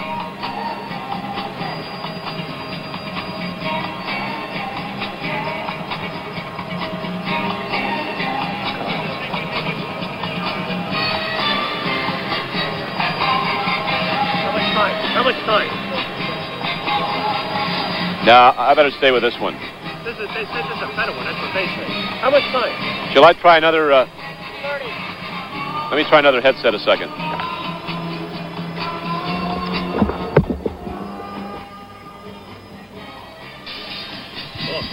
Okay, testing 1 2 3. Still the same. Go back to the other one. Stand by. Stand.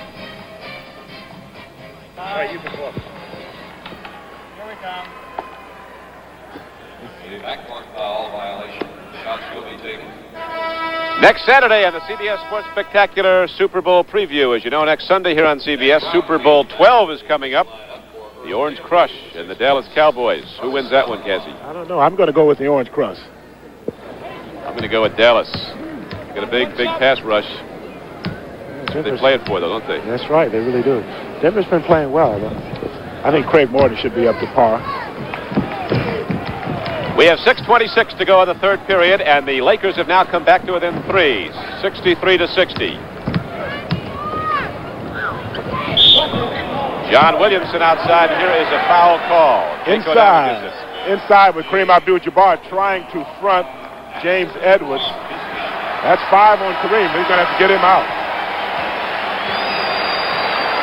5 on Kareem, so the big fella comes out and sits down. As you know, in the NBA, 6, and it's the afternoon. Well, been a rough afternoon for him. Of course, he doesn't like that call at all. John Williamson, who's been playing a one-on-one game, staying with him is Charlie Scott. Now they get it down low to James Edwards. It's Robish is against him. Lou Hudson goes for the steal. Williamson, he will keep it in the air. John has no second thoughts about shooting the ball if he gets a good shot. That was a pretty good shot for John. He was an excellent shooter. He opened it up with a good dribble, switching hands. Now 16 points, and Indiana leads 65-60. Now Abernathy comes down. There's a guy that almost never shoots.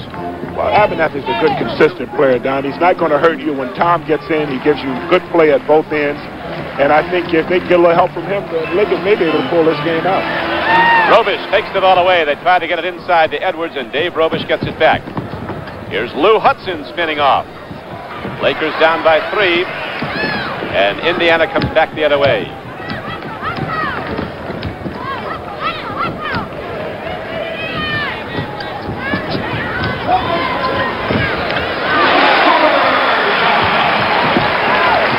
We welcome the fans that have just joined us here in Indianapolis. The Indiana Pacers in white, the Los Angeles Lakers in their forum blue, and the score is Indiana 67, Los Angeles 62, with 4:59 to play in the third period. The game has gone back and forth here. Indiana's building up big leads, led by 12 in the second period, cut to 5 at the half, led by 10 in the third period, cut to 3 a moment ago, and that's where it is now, 67-64. Kareem Abdul-Jabbar has a foul problem for Los Angeles. He's picked up his 5th midway through the third period, so he's on the bench. As Roundfield comes inside, he wasn't supposed to play because of a bad hand. He now has 7. Roundfield, for a guy that wasn't supposed to play, is doing an excellent job. The play before that, Tom Abernathy came up with an excellent offensive tip-in, and right now the score, of course, 69-64, Indiana. They clear aside for Adrian Dantley. We're going to have a goaltend called against 7-foot James Edwards. So the basket goes for the Lakers. They trail by 3. Adrian Dantley down low with the ball, of course, a favorite position for him. And there you have the goaltend by an elbow.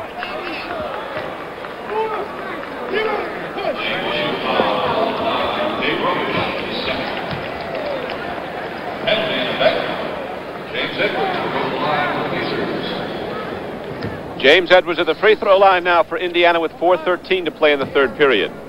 The personal foul on the play was against Robish. He has 2.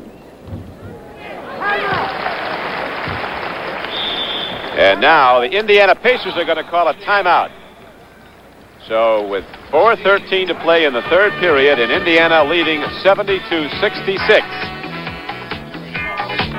We have a timeout on the floor. We'll be back at Indianapolis in a moment.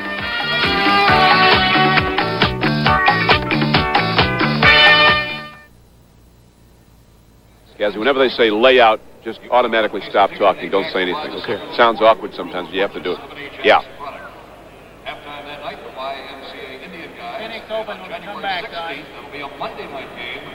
Right. Well, The New Jersey Nets. They can give me about 3 or 4 seconds on that last. 7:05 tip-off. It'll be Dr. Martin Luther King night and the return of Darnell Hilton.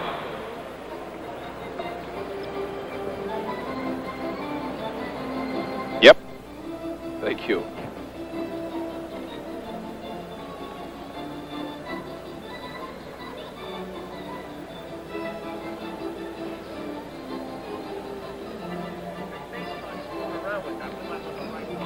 Can't hear you.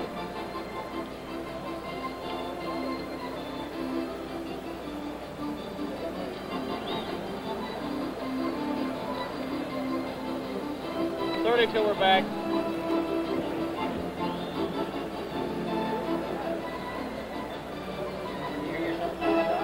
No. No? Okay.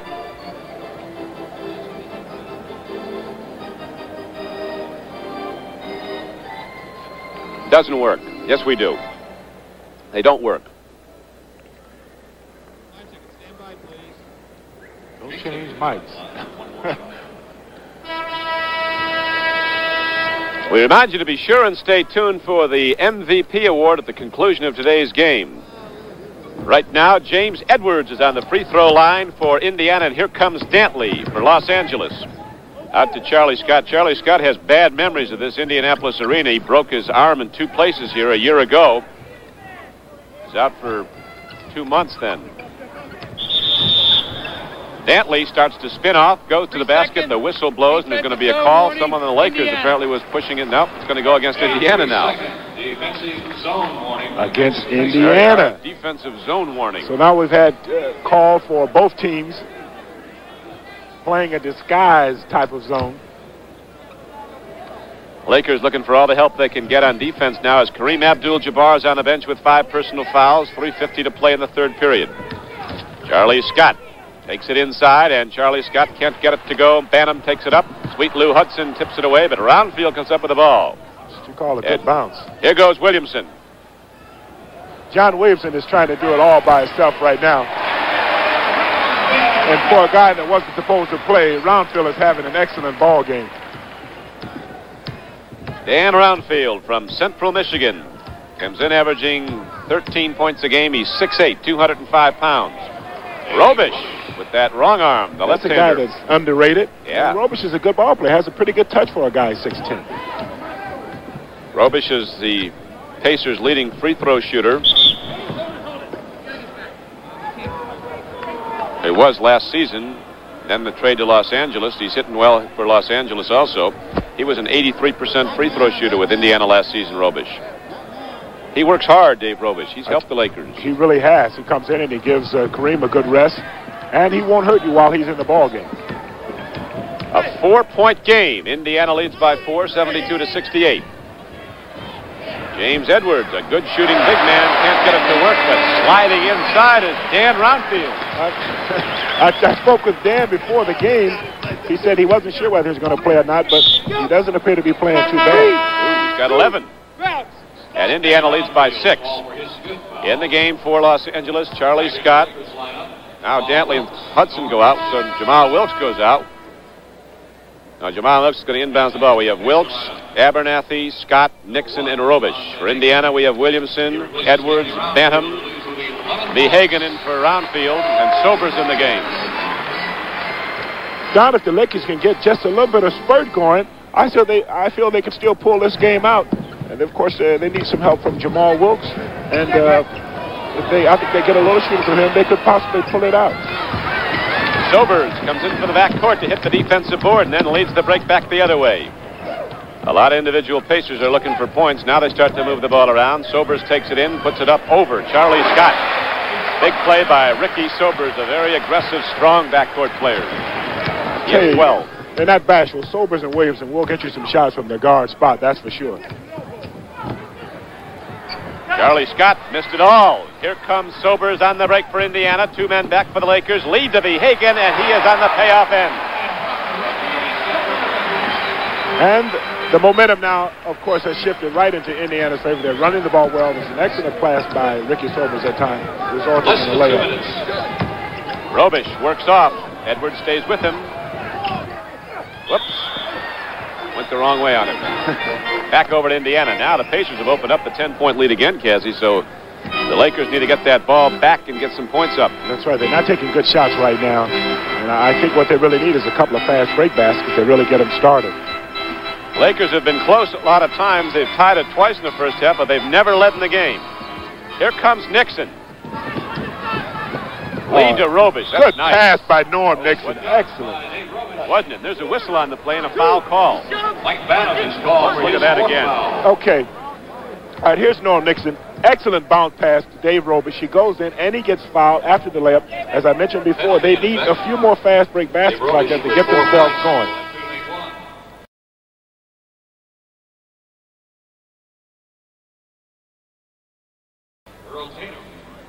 We have 4 fouls now on Behagen.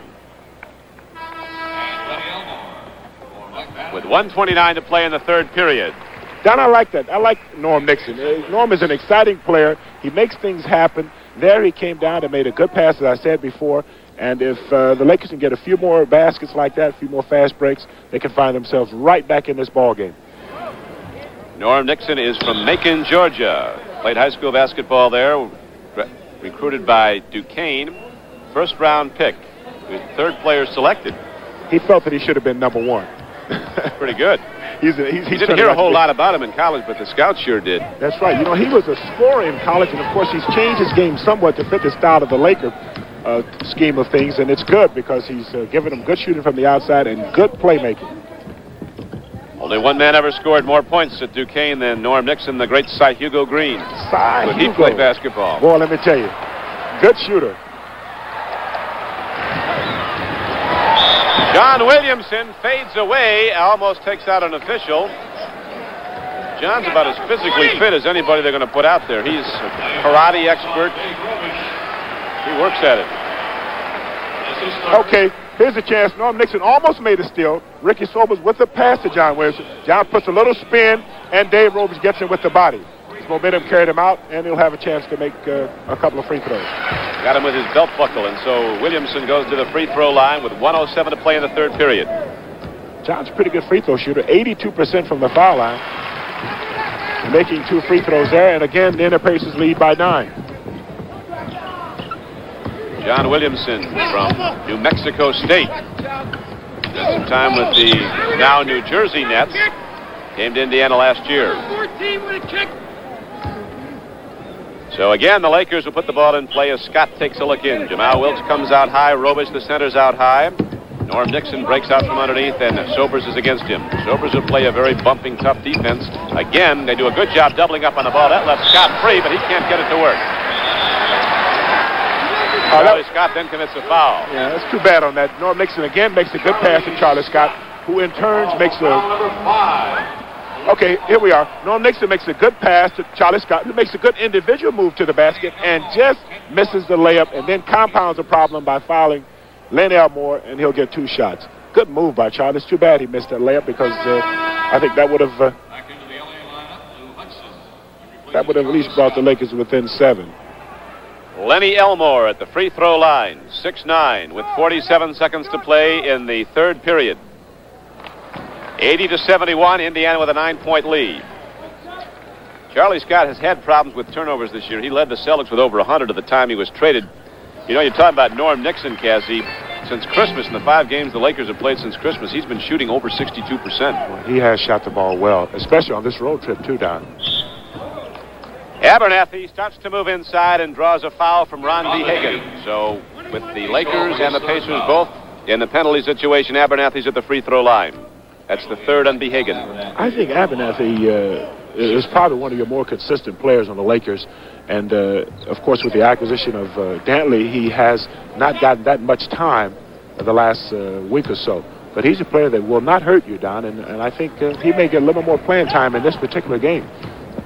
He was drafted in the 3rd round out of Indiana University a couple of years ago. Tom Abernathy, good team player. Earl Tatum back in. He can move the ball up and down quickly. Head faking, jitterbugging inside. Now they go to Behagen. Too much on it. Elmore crashes the boards, but Jamal Wilkes takes it. Now here's Nixon picking up the free ball. Accelerating. To Lou Hudson, fading away. Abernathy tips it away, a loose ball, and Williamson comes up with a basketball for Indiana. Takes a look at the clock and now realizes he's got to go. 5 seconds, 4 seconds to go in the third period. Williamson makes it work at the buzzer. Right on time. One thing about John Williamson, once he gets the ball, you will not have to tell him to shoot because he's always cognizant of how much time there is on the clock.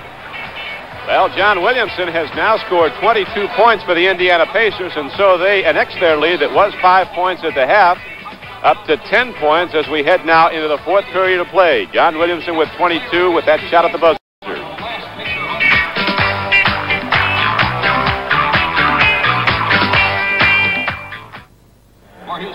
It's going okay, don't worry. It's going fine. Keep that enthusiasm. Just keep thinking, talk. and Williamson's playing pretty good. We're much better without you blocking the floor when we're on. It just isn't working.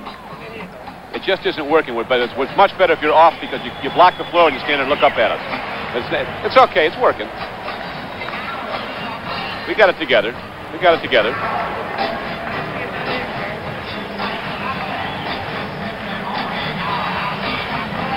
Yeah.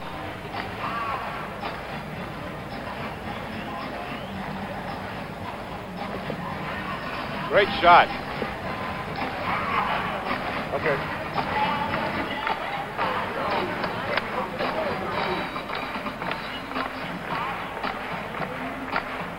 Dancing Harry.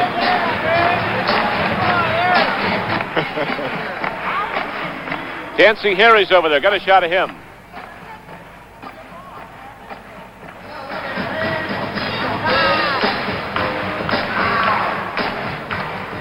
Look at, get Dancing Harry. You see Dancing Harry over there? Yeah. Right. There's Harry taking time for an autograph.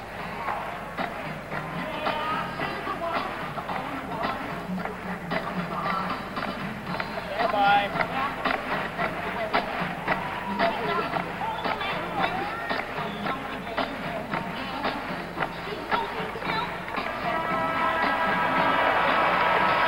Get Dancing Harry for us.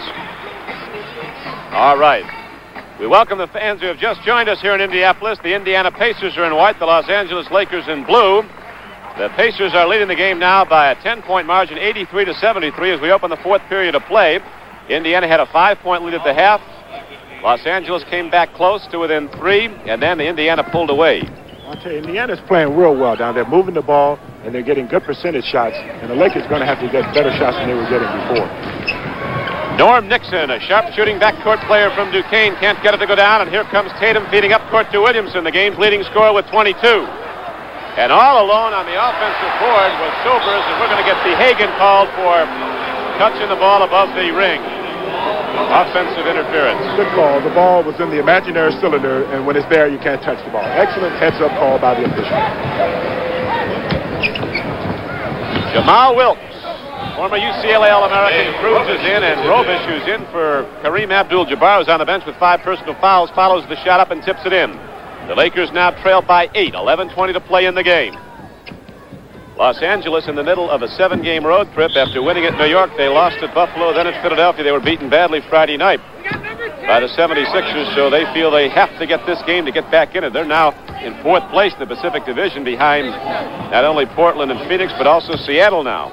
Seattle's playing well, and you got to make a move about this time because, you keep saying it's about time you're going to make a move, but you got to start somewhere, and this would have been a good time for them to start on this road trip as Earl Tatum steps out of bounds.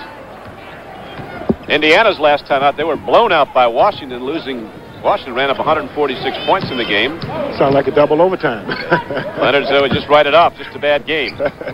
Lakers getting good motion. Robish, a hard-working center, is moving in and out, trying to clear it out for the smaller shooters. Here is Lou Hudson getting the ball, a fight for it. It's tipped over to Williamson, and John Williamson takes it right down. And back the other way, Norm Nixon, the fastest player on the floor, brings it back for Los Angeles. I don't know what happened there, but Norm lost the handle but drew a foul. I don't know if he drew a foul or not. I think the ball is going to go out of bounds for the Lakers. Yeah, Norm tried to go between 3 Pacers that time, and the ball was deflected out of bounds.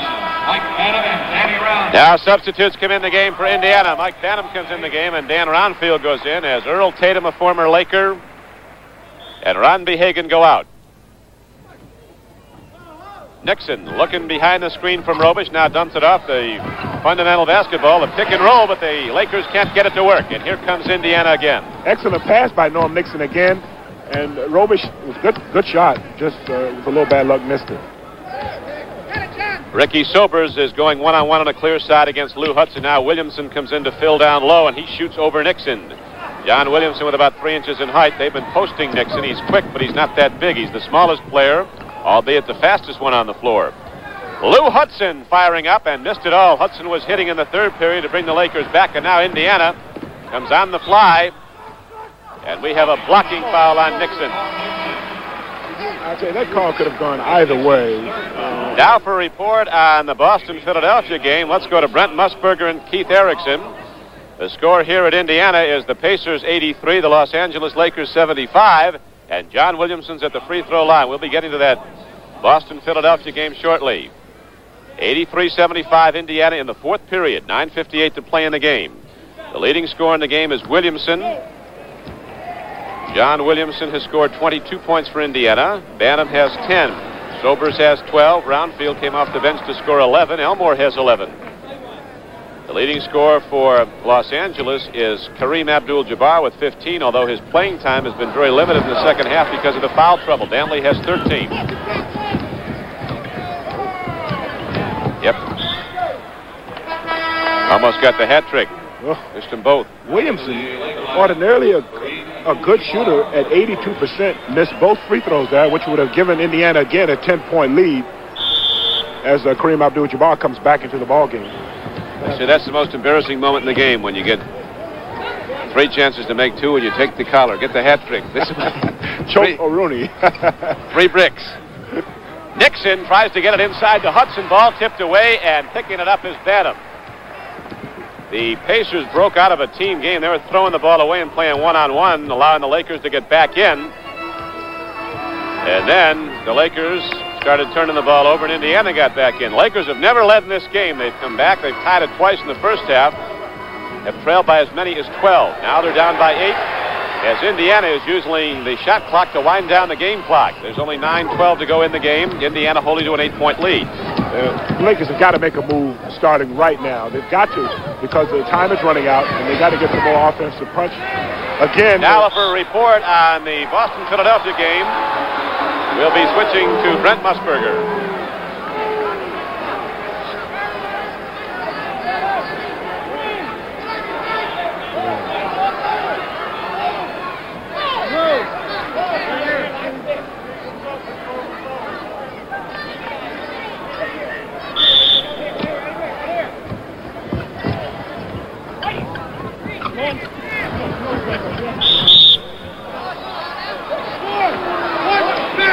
Lenny Elmore called for his third foul.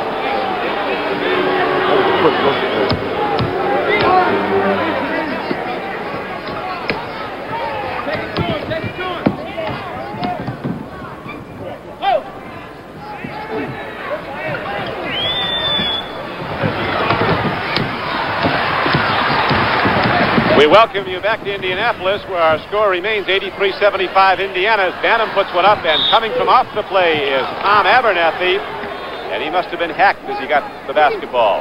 Again, Tom Abernathy had good defensive position at one particular time. And like I said before, Tom Abernathy is a good, consistent player and will not hurt you. Glenn Elmore got his 4th personal foul on the play for Indiana. 8:38 to go in the game. Scott working in the backcourt with Lou Hudson. Nixon on the bench now. Kareem back in. He's posted low, gets the ball. Elmore against him. Feeds off nicely. Good ball control inside by Adrian Dantley. And the Lakers have now come back to within 5. 83-77. Back to within 6. Got the bad arithmetic. Good pass by Kareem Abdul-Jabbar. And Adrian Dantley with the good hands held on to it for a layup. Playing volleyball inside now, and people are crashing into each other, and the official says, L.A.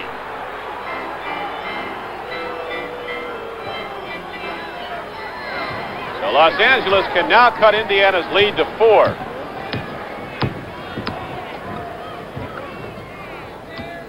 Kareem having trouble holding on. He's had trouble holding the ball inside. But they're not making good passes with Kareem Abdul-Jabbar inside, though. Jerry West is a great proponent of the bounce pass. Anything in close, he feels you should bounce past the ball because it's much more difficult to intercept. As a player, that was the way he got the ball in. John Williamson can't get it to work. Lou Hudson hits the deck, and Kareem sweeps off the defensive board. If I might make a point here, Don, Indiana is not playing smart basketball at this time. They have a lead. They're taking bad percentage shots, and when you do that, you're going to ultimately lose your lead because you're not taking good shots. Charlie Scott cruises in the air, cuts the lead to 4, and Leonard is on his feet. He wants a timeout. He wants the Pacers to call a timeout, and they do with 7:11 left to play in the game. Charlie Scott now with 9 points. And the Indiana Pacers lead 10 not long ago is now cut to 4.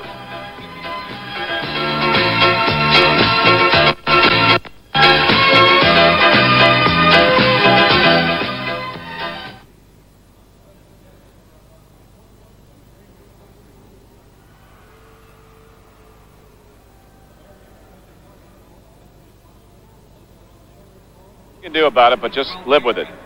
I can tell when I know that, Bill, when you're saying get ready to go to Philadelphia, that thanks to the Pepsi people and their hot shot contestants, and also a very happy birthday to Dave Rubbish's wife, Lou Rubbish. All of you groups, plus isn't Bud doing it now? holders helped to make today's attendance 16,511, and we thank you.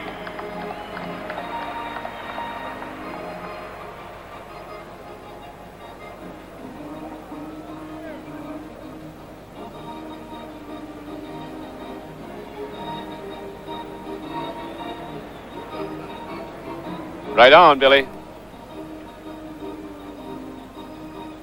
Keep coming in, Kaz. Give me that assessment. John, Phoenix open. Red zero on the second page. Okay.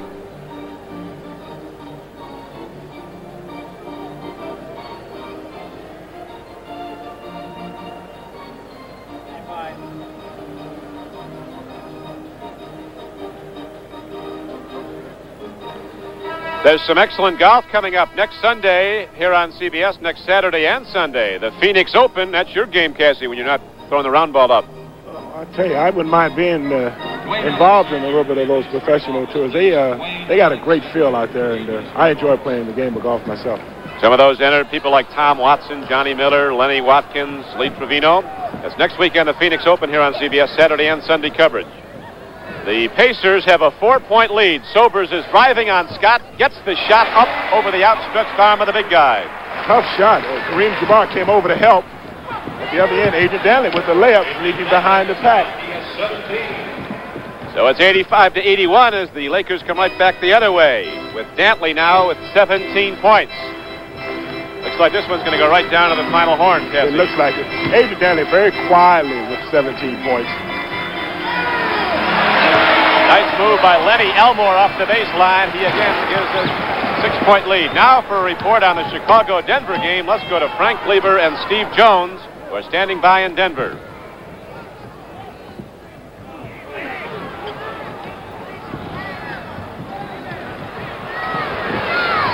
Thank you, Lou Hudson, for the rebound basket. Did it what?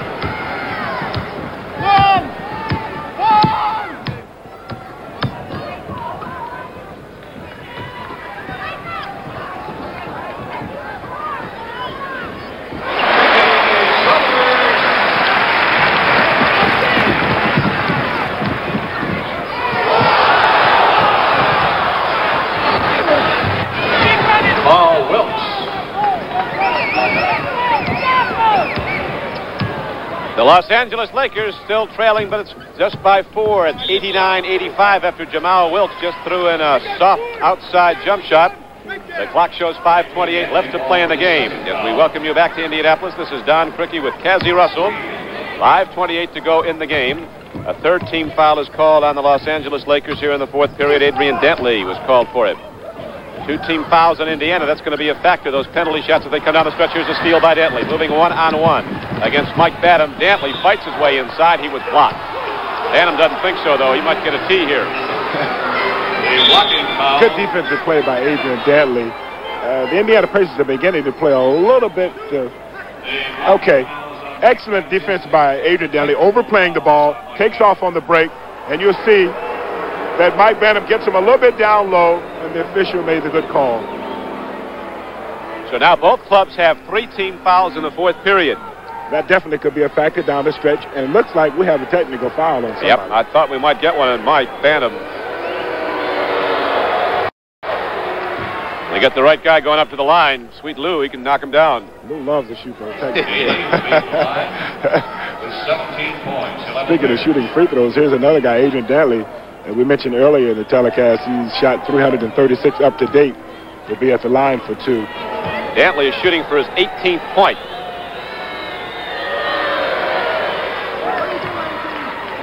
Sir, says Adrian. He had to kind of work his way in. I think the technical foul was on Mike Phantom. We haven't got an official word from the sideline, but he did protest. Yeah, he got the technical. Mike Phantom. Hello. He also has 5 personally. Hello, $75. Get it up. Into the eddy. And now the Lakers have rallied back to within 1. 89 to 88 with 5:10 left to go. We've got a basketball game going here at Indiana. Len Elmore gets it to Sobers, cross court. Here's John Williamson. He hasn't had the ball in a while, so you know what he's going to do with it. Inbounds to the Lakers. Oh, they're going to rule it inbounds to Indiana. Apparently, Dantley was the last defender. I noticed earlier, the last couple of minutes, the Pacers are going into Len Elmore because Kareem Abdul-Jabbar has 5 fouls. Now they're beginning to go away from him a little bit, and they're going more to Williamson and Sobers down low.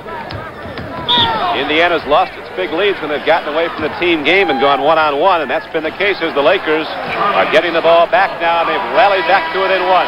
89 to 88. They were down by 10 to start the 4th quarter, and Charlie Scott just got the game whistle. That was his 6th. Jerry West, make sure he comes out quickly. They don't need a tee. We'll go with it. The 7th will hurt. Not at this juncture. A technical now would probably hurt them because they're right back in the ball game now. They're starting to play a little better now. Kareem intercepts. And now holds it up as he gives it to his little quarterback, Norm Nixon. He calls the play. Lakers spread out, deploy wide out on the floor. Jamal Wilkes loops it down low to Kareem Abdul-Jabbar, and there's the sky hook, and Los Angeles does not get the lead as the rebound is off to Edwards. Tough shot. Of course, he's made that shot, but he hasn't gotten a touchback on that sky hook from that side of the floor just yet since he's come back. Here's Edwards putting away Kareem with a good fake. Excellent move by James Edwards inside. Bantam and Jamal Wilkes had an all-out shoving match. And now the Pacers have the 3-point lead. 91-88. The game clock shows 4:10 left to play. We're in the 4th period here.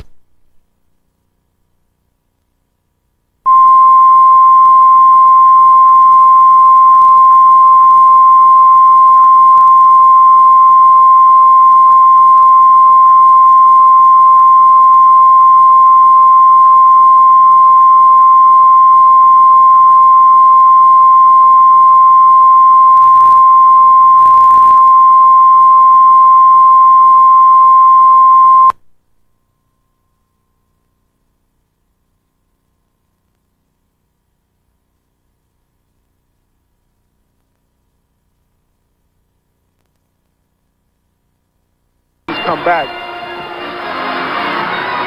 Here's Edwards putting away Kareem with a good fake. Excellent move by James Edwards inside. Bantam and Jamal Wilkes had an all-out shoving match. And now the Pacers have the 3-point lead. 91-88. The game clock shows 4:10 left to play. We're in the 4th period here at Indianapolis. Kareem wheels inside and draws the foul, and now Wilkes is coming over to protest. James Edwards going for his 4th He's being pushed, he feels. Let's watch that last play as Kareem drew the foul. Okay, into Kareem Abdul-Jabbar. Now, watch everybody go back down on Kareem when he puts the ball down low, and of course, Edward gets him from the side, and that's what they're doing. Only 3 guys on him, huh? Collapsing defense down. Big man does draw a crowd. We're going to have a timeout with Indiana leading by 3.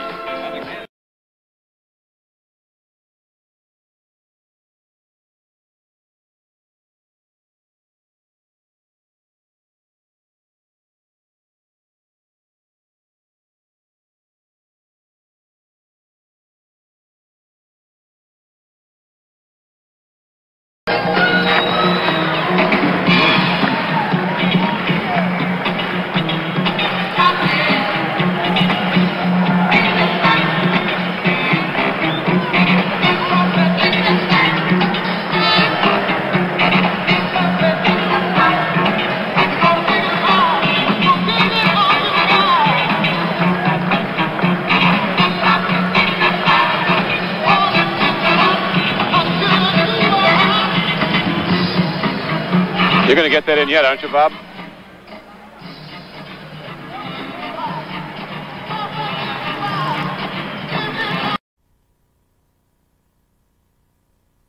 come back. Here's Edwards putting away Kareem with a good fake.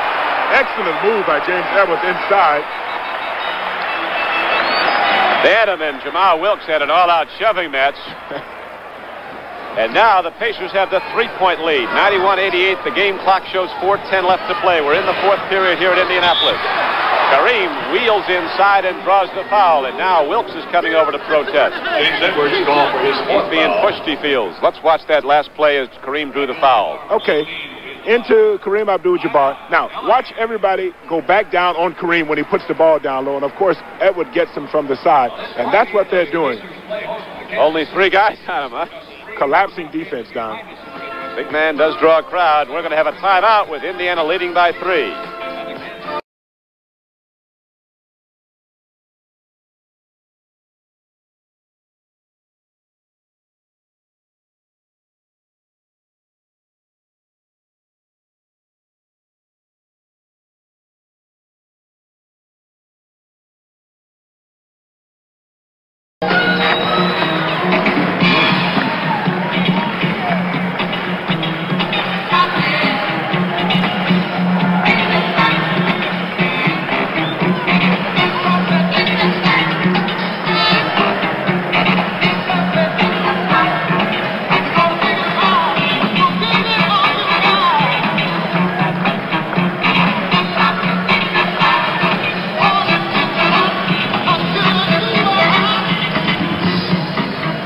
You're going to get that in yet, aren't you, Bob? Boy,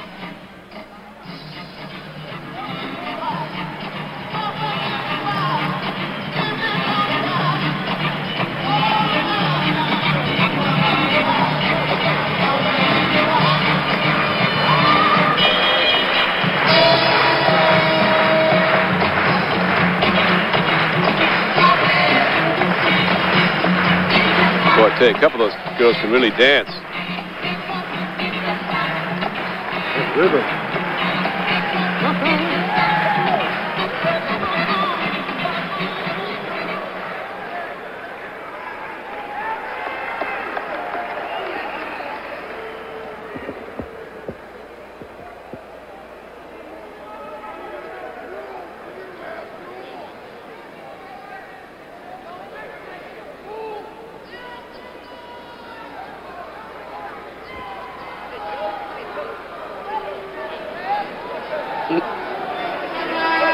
With Cassie Russell, this is Don Crickey back at Indianapolis. We have 4:06 to play in the game. Indiana's leading the Los Angeles Lakers 91-88. But Kareem Abdul-Jabbar is at the free throw line. He's still with 15 points. Now with 16, and he brings the Lakers back to within 2. He's been playing well the last quarter. If they can get 2 or 3 quarters from him in a row, I'm sure he's having a little difficulty. Again, he puts in 2 free throws, and it brings the Lakers within 1 now. Lakers back to within 1. We're pretty close to down that stretch. Amazing things happened in the last 2 minutes. How about the game at Portland last night? Detroit's leading 105-97. Portland wins the game 109-105. Sobers got to get the shot away as the shot clock was almost out. Way up was Roundfield. What do we have here? It looks like a foul on the Lakers. Good effort by Roundfield, who was between 2 Lakers. Okay, here we are. Sobers has to rush the shot because time is running out on him. Roundfield goes between 2 Lakers, and he gets bust. Luckily for the Lakers, they call it on Jamal Wilkes and not Kareem Abdul-Jabbar, who was also standing right there. There's the final end. The Philadelphia 76ers on their home floor were hard pressed by the Celtics, but Philadelphia wins again, 94-91. Roundfield at the free throw line. A lot of people speculating, Cassie, that it's going to be Portland and Philly in the final again this year. It looks that way. They're both playing excellent basketball at this time, and they have the records show that. As Roundfield makes 1 of 2. And you see the cushion. It isn't much. 92-90, and the Lakers have the ball with a chance to tie it. Wilkes takes a look. They've doubled up on Kareem. Now Kareem moves off quickly, gets the shot, loses the handle on the jump shot, and the rebound is off to Roundfield, who gets it to Williamson to Sobers. Looking at baseline, Dantley had position, no foul.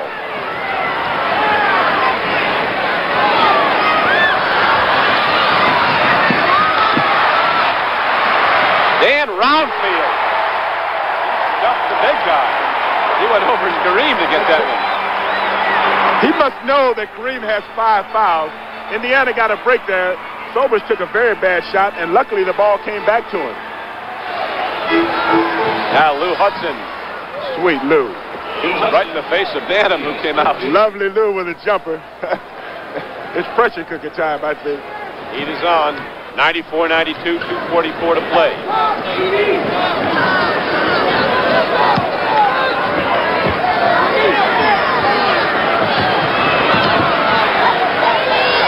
There they go.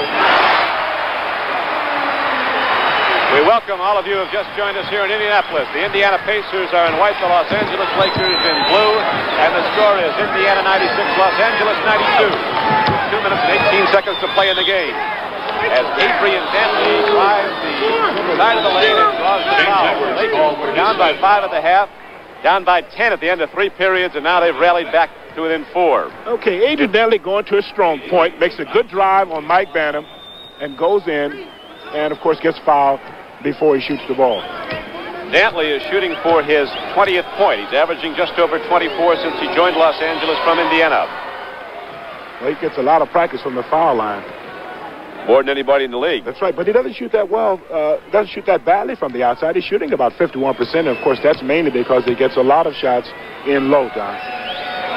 So Dantley can make it a 2-point game, and he does. It's 96-94 as we start down the stretch. 2:15 to play in the game. Williamson of Indiana, who leads all scorers with 22 points, goes over to Edwards. Well, Indiana's getting a lot of offensive rebounds. 2 minutes. 2 minutes. 1:56 to go. Here's a football pass to Adrian Dantley, who works and fights and can't get it to work. Kareem was following, but they couldn't get it to go. A big bucket. It would have tied the game. It's 96-94 Indiana with 1:43 left to play. It looked like somebody might have touched that ball from up here, but I guess they didn't.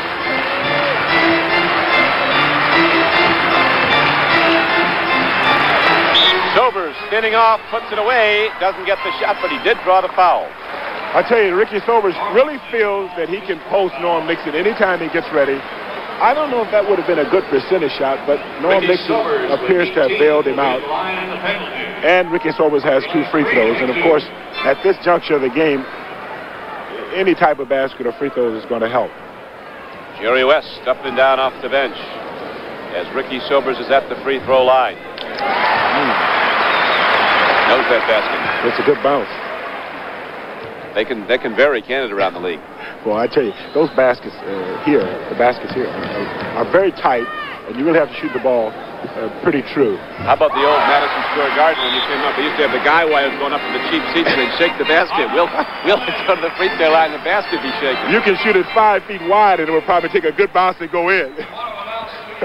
So 98-94 is the count as Jerry West brings his team over now for a session, a timeout session with 1:31 left to play. 98-94, the Indiana Pacers in the lead. What do you think Jerry West has got to say? I don't know. He wants to come down and probably get he would probably want to go inside to Kareem Abdul-Jabbar. Don't forget, next Sunday it all happens here on CBS, Super Bowl Sunday.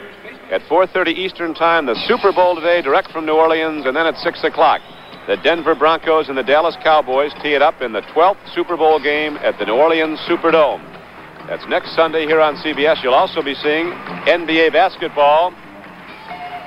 Next week, it'll be Chicago playing at Detroit, and part of the country, the rest of the country will see the Boston Celtics and the Portland Trailblazers. Following that, we go to Phoenix for golf, and then on to New Orleans for the big game. Super Sunday. Super Sunday.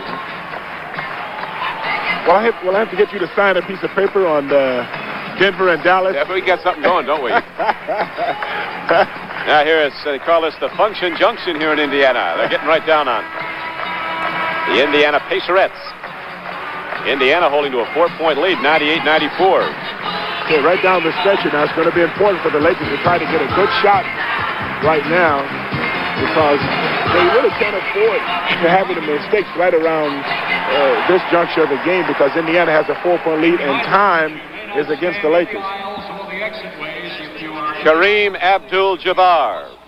He has 17 points. He got almost all of them in the first half, and then he had The foul trouble in the third quarter, picking up his 5th. In the first half, Kareem scored 8 points, got some more early in the third period, and then was out of the bench. And now Norm Nixon drills it to make it a 2-point game again. Good shot. They wanted to go inside with that ball, John, but the Pacers are playing a good defensive game. They're shutting off the pass to Kareem Abdul-Jabbar. 1:14 left to go in the basketball game. Indiana with the ball and a 2-point lead. Edwards takes a look. People cut. Sobers is left free. A big shot does not go. Their offensive rebound goes around field. He was fouled by Abernathy. And we're going to have the Chevrolet MVP. And I have to like what, to this point, just Dan Roundfield's done. For a guy that wasn't supposed to play, he's been very active around the board. He's made a couple of good key rebounds. And that right there was a big rebound for Indiana. Let's see if he can convert the 2 free throws. That's a 3-point advantage now for Indiana. 99-96 with 1:02 left to play. So the Pacers will be tough to catch now as Brownfield has come off the bench despite a bad hand to score 16 points and play an overall excellent floor game. Kareem gets it down low, guns it right out to Nixon. The little guy takes it in. He is rejected by Brownfield. John Williamson running the game clock down now as he skitters all over the court, bouncing the basketball. 40 seconds left to play. 196 Indiana.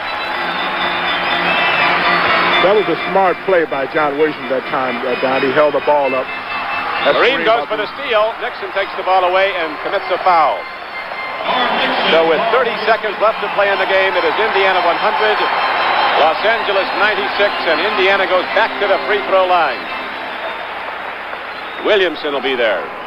Coming down, I thought for a moment John Williamson was going to take that shot against Norm Nixon, but very smartly, he pulled up and came back out with the ball, and that's good heads-up basketball. The Lakers threatened, but when they got right up tight, they could not make the knot. They could not tie it up.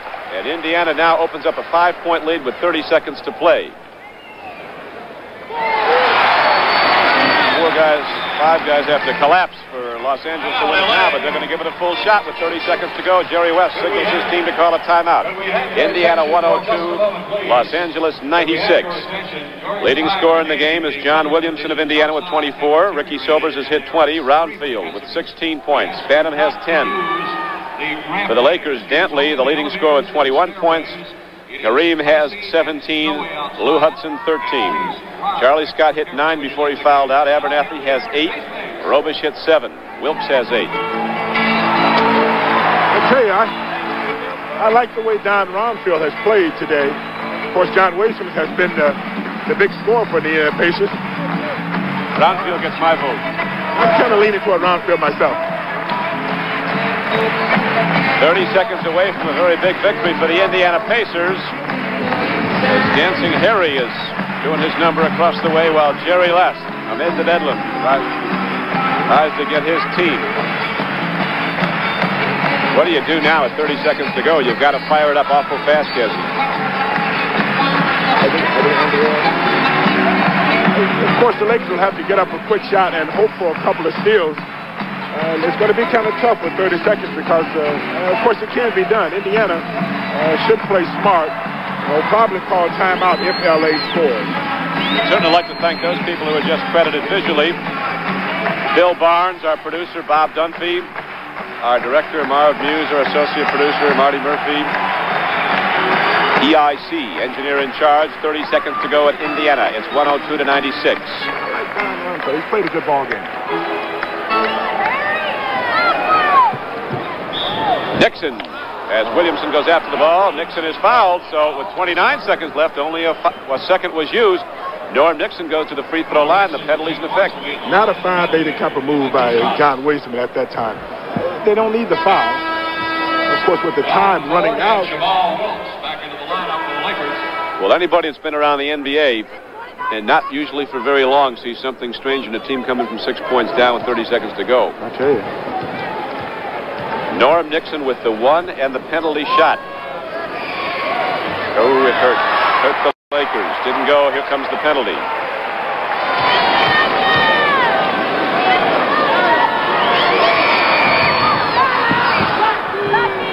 roll. Now the Lakers press full court. Jabbar has the ball. Out to Don Ford, to sweet Lou Hudson, who fires. Goes! The Lakers are now back to within 3 with 23 seconds left. What do we have here? Jake O'Donnell's blowing the whistle. Technical foul. Coach West might have got one. I want to catch this one. I don't know. Is it? Right in my face, he hollers. I gotta call it. I think Norm Nixon called a timeout. Let's see. Well, at any rate, we have 23 seconds. The clock is stopped as the official, Jake O'Donnell, goes over. I think that's what he's done. It's not the 2 index fingers. It's the timeout signal he's giving.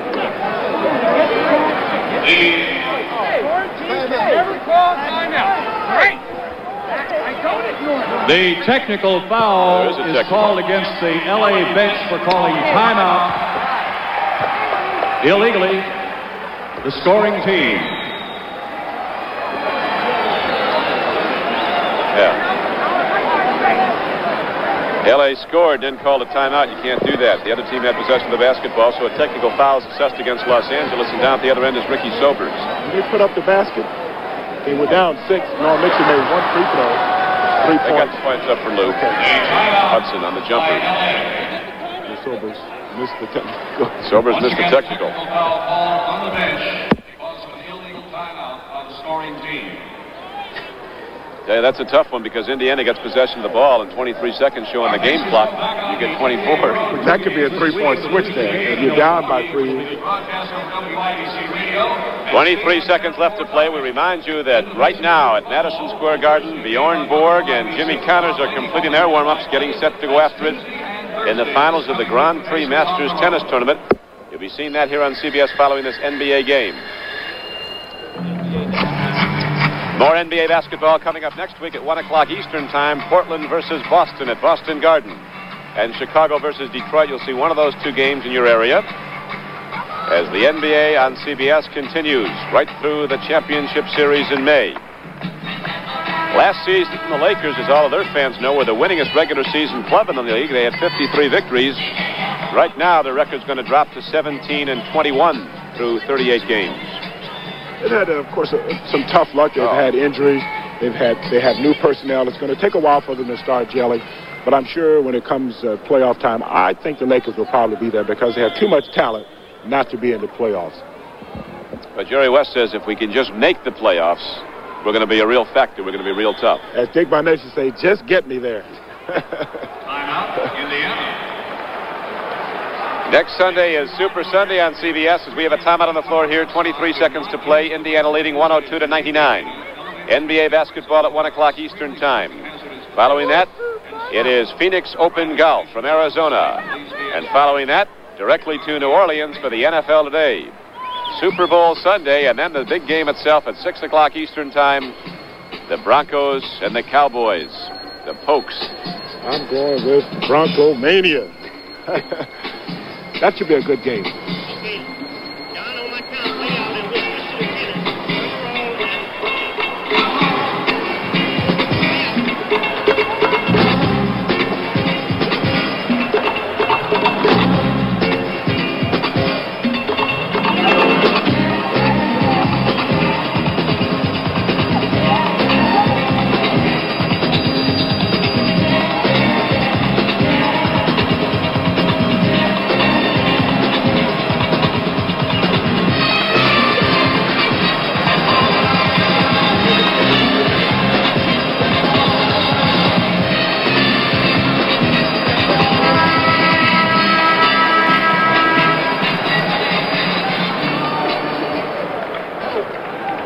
This is Don Criqui with Cassie Russell back at Indianapolis, 102-99. Just 23 seconds to play. Indiana with the ball in the 3-point lead. The Lakers have to foul. They get a steal. Hudson looks for Ford. Don Ford puts it up. Too much on it. Kareem fouls with 16 seconds left. The Lakers are back to within 1. And now Indiana calls the timeout. Tell you one thing. There's a lot of action going on in this game. Nobody's leaving. Nobody's leaving this one. 29 seconds, I tell you. Young ladies come out now to boogie a little bit more as Bob Leonard, I guess, just wants to get his team to hold on to the ball. That's all they have to do for 16 seconds, but the Lakers are going to be all over the man with the basketball. As I mentioned just a few minutes ago, Norm Nixon missing that first free throw, giving you the odd number. Now the Lakers are down by 1. If he had made both free throws, it probably would have been tied. I'm sure the Lakers probably would have preferred to be tied, but the Lakers get the ball again. They could probably take a shot and win the game. Well, we'll find out. It reminds me that as soon as this game is over here at Indianapolis, we'll be switching to Madison Square Garden for live coverage of the Grand Prix Masters final between Connors and Borg. Jerry West with Stan Albeck and Jack McCluskey. They have a 3-man tandem. What they're probably doing, and I'm looking at Jack McCluskey, they're probably setting up that zone defense now, zone press, or full-court press, or whatever you want to call it, to try to get the ball. They got to create something because they only have 16 seconds left. That's legal, the full-court zone press. If Indiana calls timeout, they have an option of either taking it out at half court or in the back court. More than likely, they'll take it out at half court. Full court press does probably sound better, doesn't it? 16 seconds to go. Indiana with a 1-point lead, 102-101, and Indiana will inbound the ball as McCluskey's on his feet shouting out the defensive position. Indiana doesn't need it. Don't forget Grand Prix tennis. Connors and Borg in the finals immediately following as soon as this game is over. Here is Sobers, and getting the ball inbounds is Roundfield, and he is fouled by Norm Nixon, and Dan Roundfield, who is our most valuable player choice in this game. I agree, Don. Has going to the free throw line. I think he's played an excellent ball game coming off the bench. Lakers down by 5 at the half. We're down by 10 at the end of the third period as Brad Davis, the rookie from Maryland, comes in. There are 6 players drafted in the first round of the Atlantic Coast Conference. Walter Davis of Phoenix, Lagarde of Denver, Davis of the LA Lakers, Wayne Rollins of Atlanta, Kate Armstrong of Chicago. Good pressure free throw by Roundfield there. That is the evening. The party is over for Los Angeles. A 3-point lead for Indiana. 12 seconds to go. Brad Davis dumps it off to Kareem. Jump passing inside to Sweet Lou. He'll put it up. Arcing it up and in with 4 seconds. 5 seconds on the clock. Sobers holds the ball in the backcourt. 2 seconds. 1 second. 104-103 is the final number. The Indiana Pacers hold on, but they win it. Our Chevrolet Most Valuable Player goes to Dan Roundfield of the Indiana Pacers. His overall excellent team play, and a $1,000 scholarship goes to his college, Dan Roundfield from Central Michigan. A $1,000 scholarship awarded to Central Michigan on behalf of Dan Roundfield as the Indiana Pacers win the basketball game 104-103. Now for Cassie Russell, this is Don Criqui. We thank you for joining us and remind you that Connors versus Borg is coming up next live here on CBS. The NBA on CBS is a presentation of CBS Sports.